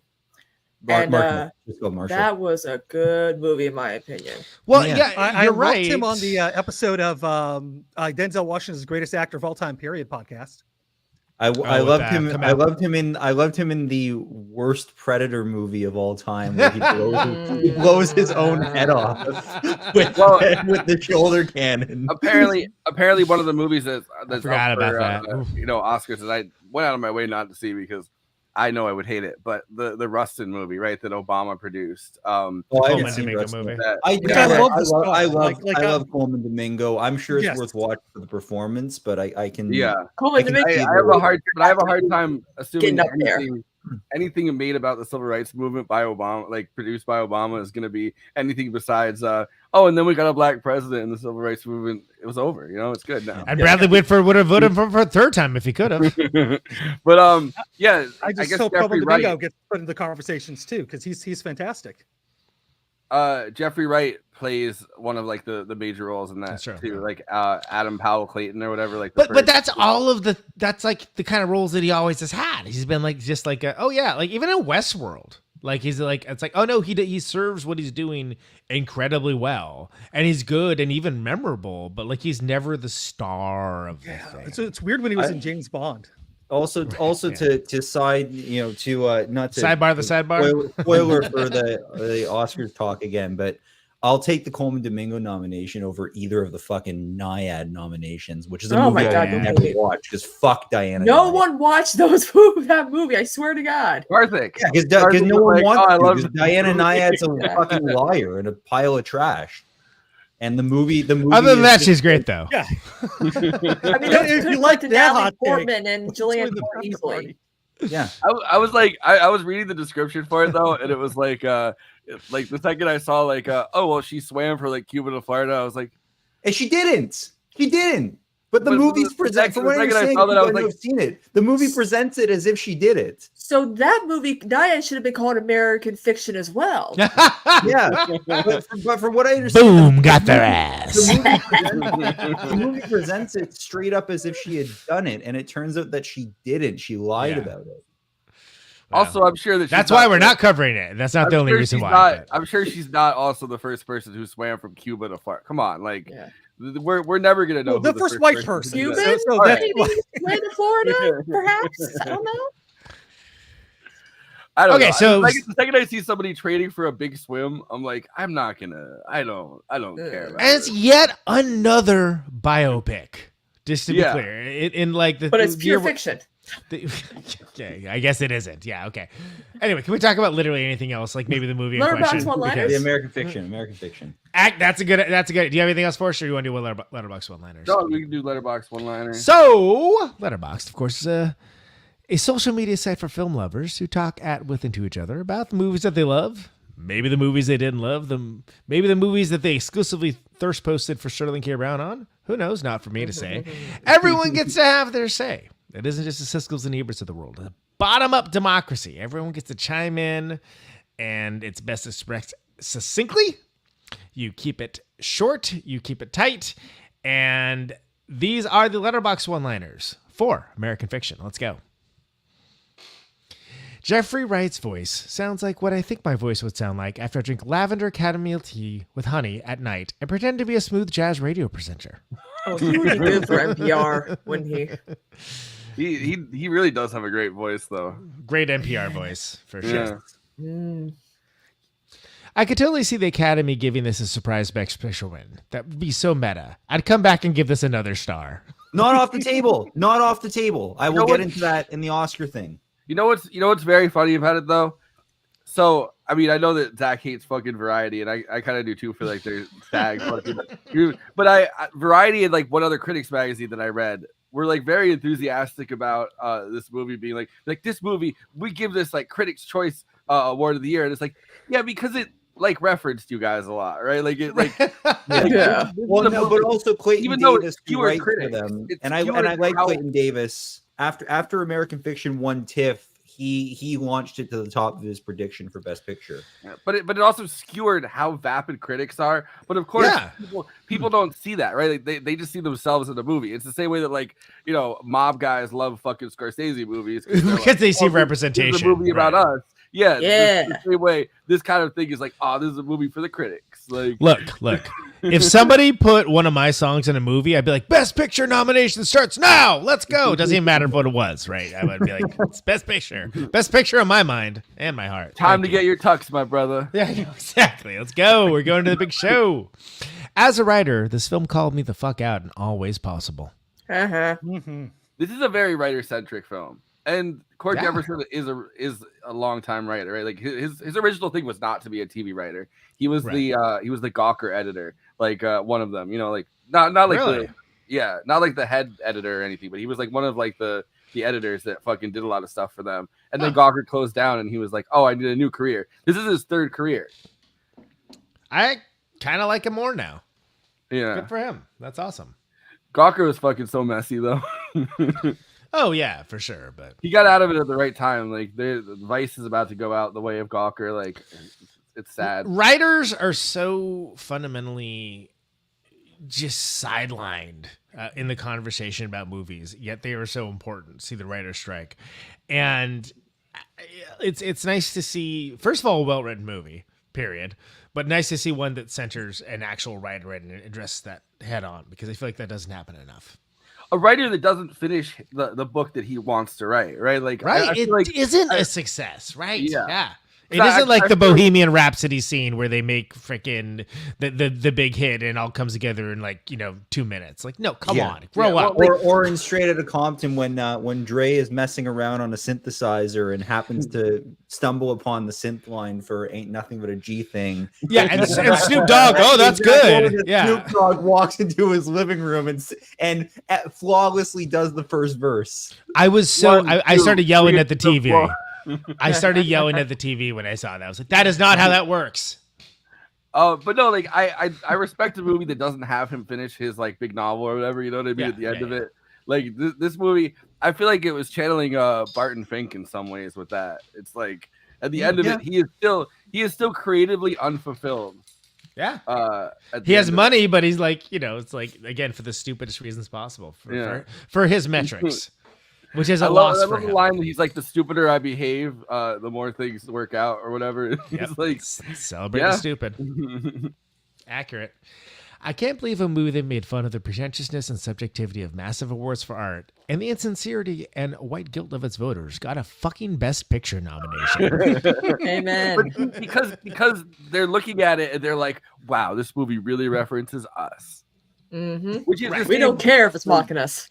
Yeah, well, it's the same kind of vapidity and like pretentiousness, right? But it's like they're pointing at the screen. They're like, oh, we're critics. Like, and they're right to nominate it, but for the wrong reasons, which thankfully doesn't actually matter. Yeah. It doesn't matter that they don't get it on that deeper level, but it is funny that, like, again, the Academy awarded Best Picture to Green Book and Crash, just to be clear, to level set. Yes. That's who we're dealing with. And also fucking Precious. Yes. Did that win Best Picture? Did it? Precious, no, Precious. Or it got nominated. Precious got a bunch of nominations. The Monique one. I remember it got lots of nominations. Yeah. Anyway. Hollywood runs on book reports. Yes. Accurate. Yeah. Accurate. Which makes it ironic that like Cord Jefferson actually did because first time directors of course have to read the book that they're whatever, but he was reading a different book and he got sidelined and he saw Erasure mentioned on something for a different book and was like, oh, I should read that too, which relatable, but like that's how he found the book too. That's great. I love that. A film that acknowledges two universal truths. Writing is such a silly profession, and Sterling K. Brown is unnaturally hot.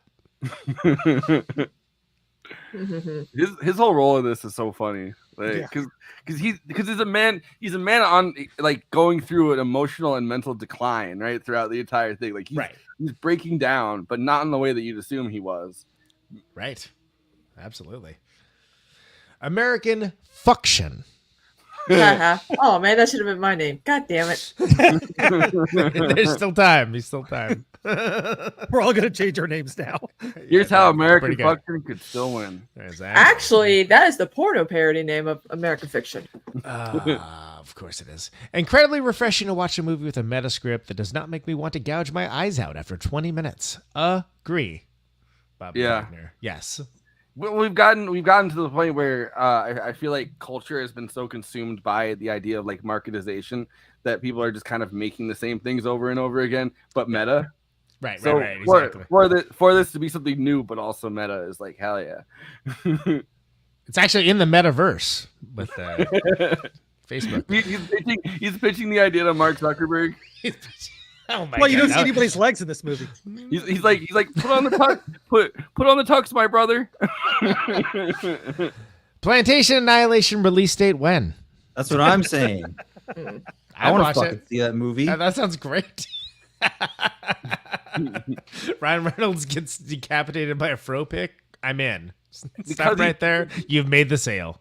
That's the first scene, and it's because he's friends with the producer of the movie. Fantastic. I'm ready. I'm ready for it.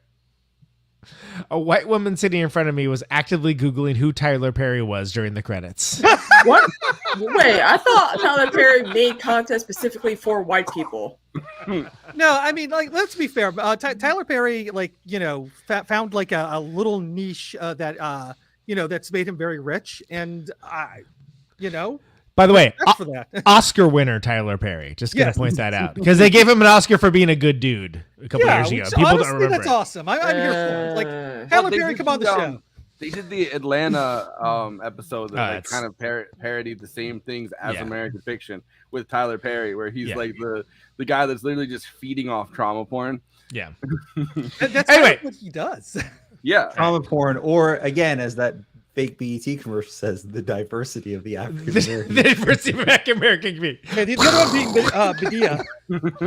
All right, let me close this damn bit out, would you? Those are Letterboxd one-liners for American Fiction. Please follow the show at our Letterboxd HQ account at Movie Night Extra. You can see stories posted of all the great episodes of all the great movies that we cover, read all about them, and then dive in deeper from there.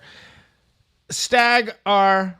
Flacco over there is the author of My Phrenology. He's also on Letterboxd at Always Flacco. He's logging all the stuff that. Come on, My Phrenology is a pretty good. My Phrenology is good. I read it earlier, so it didn't get the shock value it does normally. Usually, don't. He's like, Dad, we have the same skull shape. He's like, God damn it! Let me bust out the tape measure. You're my dad. He's on Letterboxd, and you can follow him for bon mots just like that one if you feel so inclined. I am at Conan Neutron. I am celebrating the stupid, but not as much as others maybe do. I'm doing the highbrow, the midbrow, the populist fare. Follow me for the Criterion Challenge, Film School Dropouts Challenge. I have not been logging in that much stuff lately because I am doing music stuff, but we'll get into that later. J. Andrew, Dirty Doggy World. Why, yes, I do want you to bring it, which is only the weirdest stuff in cinema and off. So there's television shows he's like logging as well. He's logging I can do it. I'm doing it. right about now too. Doing all that stuff. Either way, whether you're interested in it or not, he can be your guidepost. He cannot take of that what you will. At Kristina. It's actually at Kristina. Kristina is American nonfiction or American fuction, if you prefer. We're just gonna bring that one back. She's logging stuff when it pleases her. I've been cast as the Issa Rae character in American Fiction, the porn parody. Yeah, find it now on her OnlyFans. There you go. Sure. So she's on there. Her book is Weeze Lives in the South. So follow her if you want.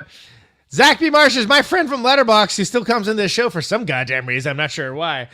You can follow him. Is it still your name, or is it Cinema on My Mind now? I'm trying to remember. No, my Instagram is the Cinema of My Mind. Also, you guys are the only ones who call me Zach B. Marsh. It's very interesting. That's fun. It's like Sterling K. Brown. Yeah. I'm Zach Marsh everywhere else. I'd be Conan E. Neutron. The E is for entertainment. But no, my Instagram is the Cinema of My Mind because I'm a pretentious dickhead. But my letterbox is just Zach Marsh or Is it just Zach Marsh? Okay, well, yeah, it might be Zach B. Marsh, but like if you search Zach space Marsh, I'm the first one that comes up. You'll come up eventually. It's like Michael B. Jordan, you know? Yeah, right. Yeah, exactly. I think we're gonna hear a word from our sponsors. So we're gonna hear the plugs proper. Tonight's podcast is brought to you by Jebiga, a Balkan Rakia spirit, plum brandy, that's bringing Serbia to the American shores in an authentic and appreciative way. Care of Billy Gould, bassist for Faith No More, and Rakia Appreciator. Rakia is a traditional spirit enjoyed at weddings, funerals, and life events. However, more and more it's being enjoyed everywhere on a night out with friends or as a casual drink. Get a bottle today in liquor stores and bars across America. Go to Jebiga.com to see where it's available near you. Maybe someday they'll be enjoyed in this show. Who knows? But the dare to dream. Dirty Doggy, can you take us away with the plugs, please? Why is it Dirty Dog? You know what? Don't answer that. I started asking, and I'm like, I don't. Yeah. No, don't want to. Okay. You're watching us on YouTube right now. Do those YouTube things. Like, comment, subscribe, hit that bell. And of course, the big ask that we do is watch the video to the end. That allows us to be discovered by other movie fans, but that also allows you to hear that great Conan Neutron song. Yes. If you're watching us over on Twitch, do the Twitch things. Give us a sub. If you happen to have an Amazon Prime account, you can subscribe for free. Doesn't cost you anything, but helps us out greatly. So if you can do that, please do that. And if you're listening to us on a podcast, wherever you get your podcast from, rate us over there. Help us juice those stats. If you think we're ugly and you rather listen to us, go ahead. You don't say that and give us 5 stars. Great voices, but faces, I don't know. Yeah, we're gonna do the next one on radio. Exactly. You can find us on social media. We're on Instagram, Facebook, Twitter, Blue Sky, Threads. Yeah, I think that's it. And of course, Discord.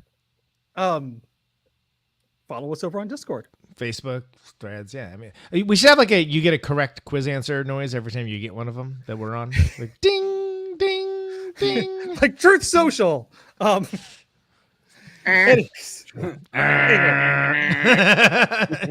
Big X appears on the screen.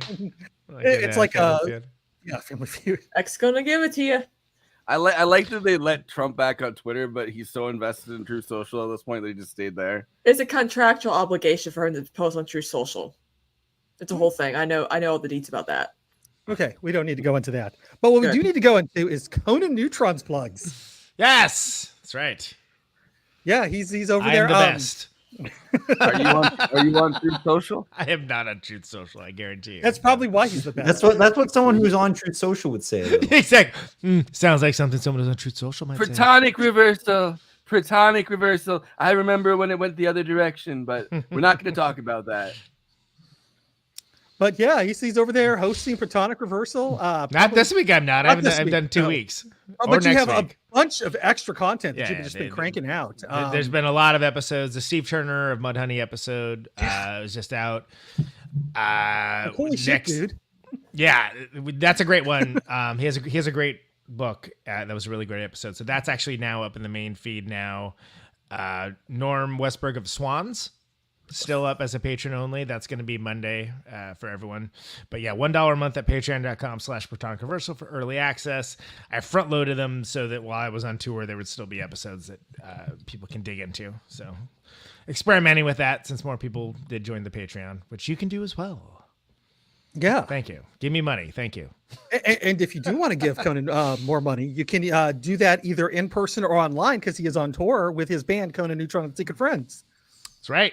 Starting up tomorrow, we got Costa Mesa, Bakersfield, Los Angeles, and San Francisco. Poster art by Mr. J. Andrew World.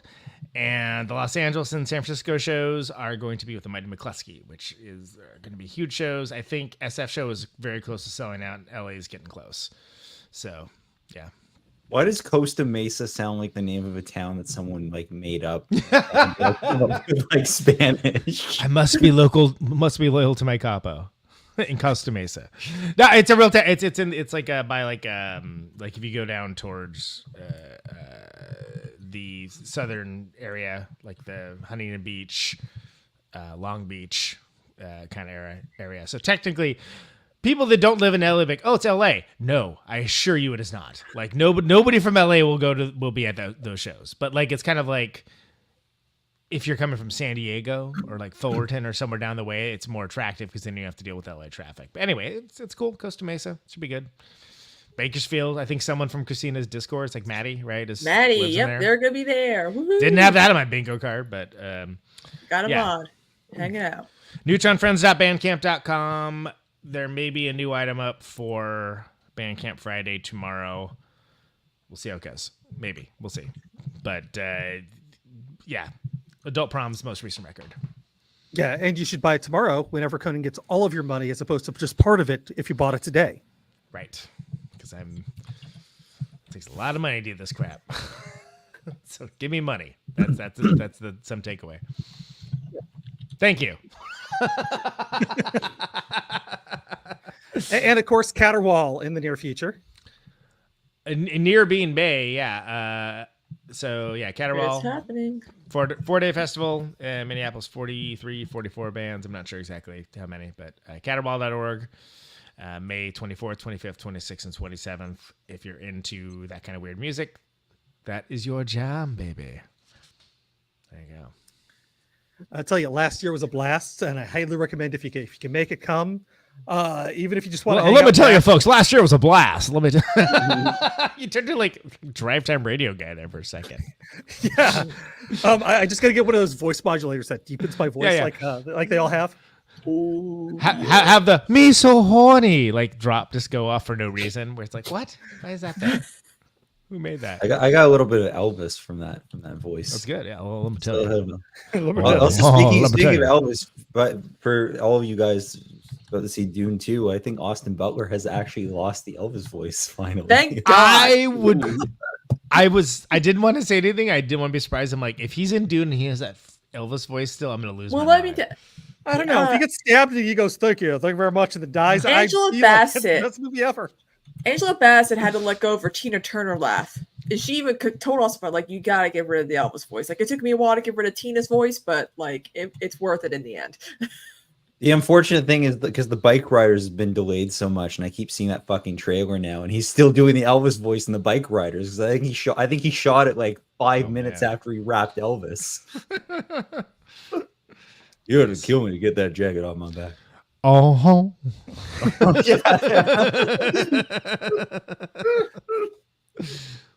And Kristina is down there, who's on Twitch. That's how you should react to that. Just move on. Just move on immediately. Yes. Did you have anything coming up this week, or just following the news? Yeah, it's follow the news. We might watch some more news, some dark history. Yeah, some more news is great. I Yeah. saw that one that they did this week, and it's they made Israel. Cody Palestine Johnson, funny. friend of the stream, friend of me, sort of. Get him on the show. Yeah, get him on the show. Come on. Yeah, he likes I love movies. Cody Johnson. Yeah.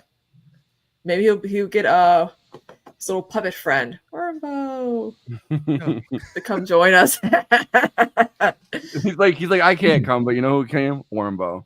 We have to do an episode of Wormbo. You have to pass the Wormbo test to get the actual Cody Johnson. Yeah, we need to do it. I think we need to do an episode on Elvis movies. There's a video of like I watched every Elvis movie and I went insane. Oh, I saw that. I went was like, insane. Yeah. That's a good one. It's just funny because like I've seen every Elvis movie, so that video was like a nostalgia trip for me. Because like there's like that moment in Clam Bake when the guy's like, "I call karate," and then Elvis just goes, "Oh, shut up," and punches him in the face. One of my customers went to high school with Aunt Margaret, which is pretty cool. I'm like, oh, cool, Viva Las Vegas. Viva Las Vegas is really good. It's a solid movie. And great King song, Creole, which is like a really early one. King Creole is just a genuinely like that was like the hint of like, oh, maybe Elvis could actually make something of this acting thing and like be like Colonel Tom really Parker good. said otherwise. Yeah, exactly. King Creole is the one serious attempt that he was like it's one seriously great movie that Elvis was allowed to make. And Well, I highly recommend if you want it more for anyone. Elvis talk, you can definitely check out Cosmopolitics on Twitch, and of course, support her over on Patreon /Cosmopolitics. Patreon.com/Cosmopolitics. There we go. People are very interested in my knowledge about Jonestown. I'm like, okay, cool. That's kind of more. Yeah, they got that documentary about to come out, right? Well, I mean, Or is it out? You have to tune in to Christina's channel to find out, where she will learn all of this. I just saw my first ad for it, so that's all I know. Okay, There's like 2 movies coming out, and I'm not with Leo DiCaprio playing Jim Jones and Joseph Gordon-Levitt. I'm not looking forward to like the fan edits being made of like him, of like the actors with like the actress playing like his mistresses. I'm like, we cannot romanticize this. They planned a mass murder. Anyway, I'm reading the Tom O'Neill Charlie Manson book right now, where he like reveals all the facts about Charles Manson being like a CIA fucking experiment. And we can hear all about it on Once Upon a Time for Hollywood episode coming up soon. I would love to cover that movie. Oh my god! That movie's good. Let's do it. Okay, I saw a couple of the locations earlier today, and I'm not even kidding. Nice. What if we do that and we do a Jackie Brown episode? Because those are literally my 2 favorite Tarantino. Don't threaten me with a good time, man. I mean, I think the only Tarantino we've ever done was Reservoir Dogs, and it was a last minute replacement. Yes, and it was a good episode, but like we didn't, you know. I think Tarantino. Like I'm deeply interested to watch more fucking interviews of Tarantino talking about Once Upon a Time in Hollywood, because I feel like the thoughts he had behind that movie are probably fascinating. Yeah, it's like because he realized he could rewrite fucking history by doing Inglourious Bastards and just being like, what if we just killed Hitler? Like, what if we just did that at the end ourselves? And then what a great it worked. And he's like, all right, revolutionary idea. What other things can we rewrite? Like, you know, we could get this bit and talk about Zach's movie, Talk in the Park. Yes, that would be cool. I mean, yeah. Hey, if only we knew how to segue, we could do that. Yeah, yeah, that was a good segue, wasn't it? Come on, I'm killing it over here. Once Upon a Time in the Hollywood, Los Angeles, MacArthur Park, a talk in the park. Yeah, segue. The word park. Yes, exactly. It's still making the round on the festival circuit, Zach? It might be in East Hampton. I find it in 2 weeks. Oh, I know a guy. Yeah. There was a guy. Someone here may have suggested that I submit. So we find out. Got a couple Massachusetts, you say? Yeah, Massachusetts, which would be cool. I've never been to any of the New England states, so it would be cool to, pop by. Get an unprompted guided tour. I'll probably fly into Newport and take I don't know. There's probably a bus that goes up from there or something. It's a horseback, actually. You have to ride a horse. It's horseback. It's all Amish down there. That's right. Yeah, exactly. I'm waiting to hear back from a couple more. I think the festival run's pretty much done. It was like, look, I went to New Zealand for this film. We had our world premiere here. some awards bodies things, jury panels, it did okay with, but it would have been nice for it to get into a few more than it did. Call me biased, but I don't really think the festival circuit gave the film a fair shake, because it's so like there's no studio attached to it. There's no logos at the start of the film. It's me and like 6 other people who just made a film in a park in one day and cut it together and started submitting it to places. And I'm really proud of it. It's really good. Submit it to Woodstock Film Festival, like, which is like near me. They get some pretty fucking big people to come there. Like they had Bill Pullman fucking break an award that they gave breaking him. your balls is what it was doing. We're talking like Woodstock, like New York. Yeah. No, it's the bird from the Peanuts. Actually, he's got a film festival. Because there's a music festival. There's a Woodstock here, and there's like a Woodstock. There's a lot of Woodstock, but like Steve Buscemi comes to the one here like pretty much every year. Like I don't know, it's not like huge, but it's like they get some big names to come through. Yeah, if the film's still, because I shot it in August 2022. If it's still eligible. I don't think there's really eligibility requirements. I remember one time they made me watch because I was screening for them like after college. They made me watch a fucking Dane Cook movie that was the worst thing I ever saw. Like, let's not have Dane Cook come to Woodstock. I don't know if the movie don't ever come on made the show, it. Dane Cook.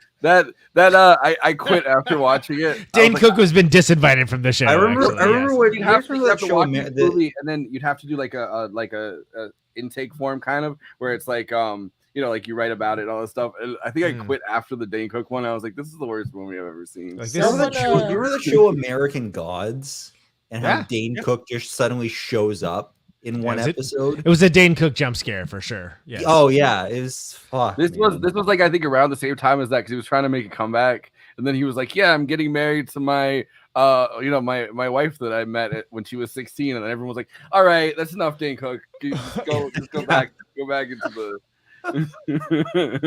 He overstayed his welcome within months. I feel like someone in the chat asked, like, what do you know about People's Temple? And I'm like, what? And you know what? Way too much, like more than the average like scholar knows at this point. You gotta go to Guyana and like. I literally interviewed people for my thesis about it being a mass murder by people who were there when it happened and survived. So like, if they know, eyewitnesses would know what was going on. Anyway, if you know, you know. Speaking of are we done with the plugs or no? Still doing them? I think unless Zach has anything else, just I'm still writing my feature. It's called While We're on the Way to There. I have acted in a few other short films. I don't know when they're coming out because they're not mine, right? I'm just, I'm trying to get a fucking agent right now. So if anyone knows any good agents in the Toronto area or abroad, because I'll work anywhere, and like I'll fly to LA for a project. I don't give a fuck. I don't care if I go broke doing it. I need an agent. I don't know if you ever experienced this, but like it's funny to like work on people's short films and then you completely forget about it. And then like, I don't know, like a year and change later, like a year later, they're like, my film's out. And you're like, oh yeah, I helped out with this. Yeah. Like, I mean, one of them, I've done that with music videos where it's like, oh yeah, I forgot about that. One of them, interestingly, is a student film at York University here in Toronto. I think in some point in April, they're screening all of like the student films, but like I've seen a rough cut. Like it's, I'm not going to pretend we made Thunder Road, but for a student film, like it looks like it just looks very polished and looks and like the actor that I'm playing opposite of was fantastic. Like I'm really happy with it. It's called Resurgence, and it's basically about like I play the main character. He's estranged from his father. His mom's just died. There's a thing about inheritance and like this house, and it involves 8-ball, which it was kind of cool for me because I used to play 8-ball a lot. Late high school, and when I went to Ryerson for a year, I was like sharking kids in the pool hall. And that's like cooking what? I'm sorry. Sorry. Yeah, I was gonna say just like Sterling K. Brown, he played 8-ball. I see what you're doing. Yeah, it's a drug joke. It's real subtle too. Moving on. Yeah, so Resurgence. coming out sometime soon. Baby. All right, there we go. Yes. All right. Well, Zach, final thoughts on this movie, American Fiction, in case you forgot which movie we were discussing. The audience certainly has at this point. Yeah. Well, this is we're now what is this? This is my 4th episode with you I guys. think so. Yeah. And it is once again a film that I consider to be a masterpiece. You guys only bring me on for the 10 out of 10s from me. So Bangers only club. It'll be really funny. It'll be really funny if one day we bring you on for a movie that you hated, but we're like, this is so great. You're like, worst movie I ever saw. Or a movie that he liked that we all hated. There are movies that I have gone against the grain on, so I'm sure it'll happen. Oh, I know. I've seen it. I'm like, my man. Really? Yeah. Okay. The Iron Claw is one. I still haven't seen it yet, so don't bother, Conan. Fair enough. Okay. It's done well enough. It doesn't need your support. Well enough. Yeah, there you go. That says a lot. Oh, that's interesting. Okay. Kristina, final thoughts. This movie is amazing. Yeah, I mean, I'm glad that it got some awards from the Spirit Awards, because I feel like the Spirit Awards are like the awards for like those films that probably are left out from the biggies, like the Golden Globes and SAG, or acting at least, Golden Globes and BAFTAs and Oscars as well. I feel like Jeffrey Wright gives the performance of a lifetime in this. Yeah, and he's worthy of great things to come for sure, as well as Sterling K. Brown. Hell yeah. Andy, final thoughts. I was a little nervous going into this movie because I didn't realize it was based on a book, but I do know a guy who actually wrote a book about it was like a black romantic comedy, and his agent was like, no, nobody wants this book. So he got pissed off and he wrote a book called The Coontown Killing Caper, where a bunch of like crack babies are killing rappers off.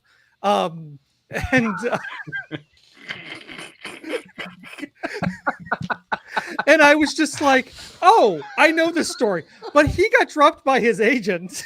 You're like, I did a play about this, actually.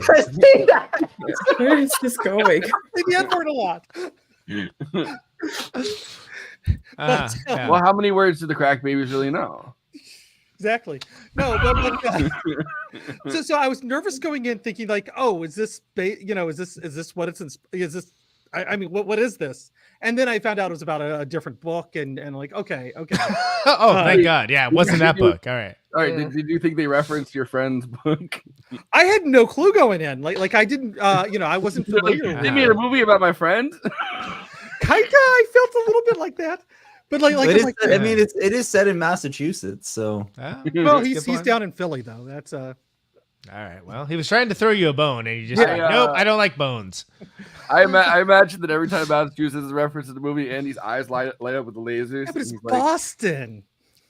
I'm in Western Mass. That's like we're closer to New York City. My God, nobody cares. Nobody cares at all, even a little bit. It's Massachusetts rivalry here, but. Anyways, the bottom line is I kind of went in a little nervous and was oh, that was what made you nervous, right? Okay, got it. I was really thoroughly enjoyed this movie, because it is a genuinely like funny, warm, and smart movie. And if you haven't seen it yet, why did you watch us spoil everything?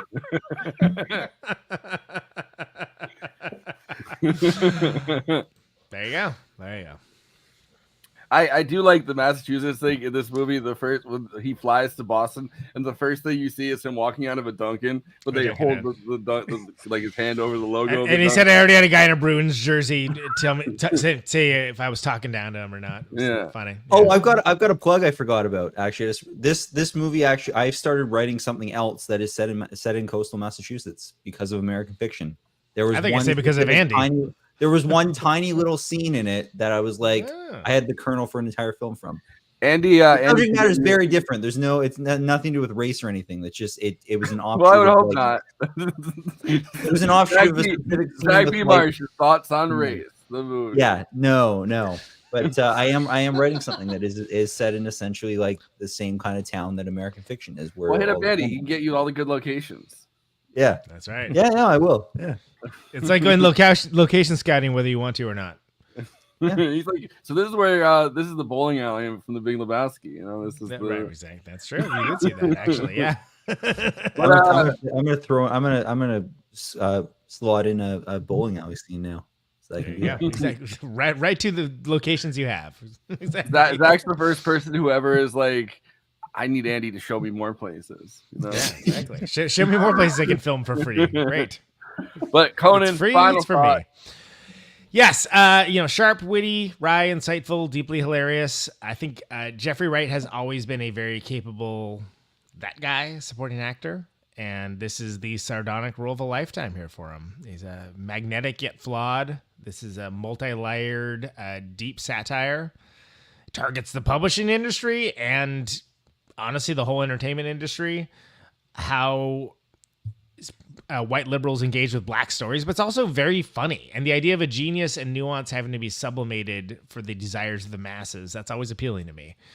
And I think this is one part family drama, one part social critique. And I think it's a stronger movie because it's doing both those things. And then when it balances, it really hits. When it bites deep. And when it's sweet, it isn't treacle. So the fact that this is a directorial debut is kind of a mind blower for me, and it's very self-assured and worthwhile. I'm glad it didn't get lost in what is a very busy and very strong year, and I'm really glad we discussed it.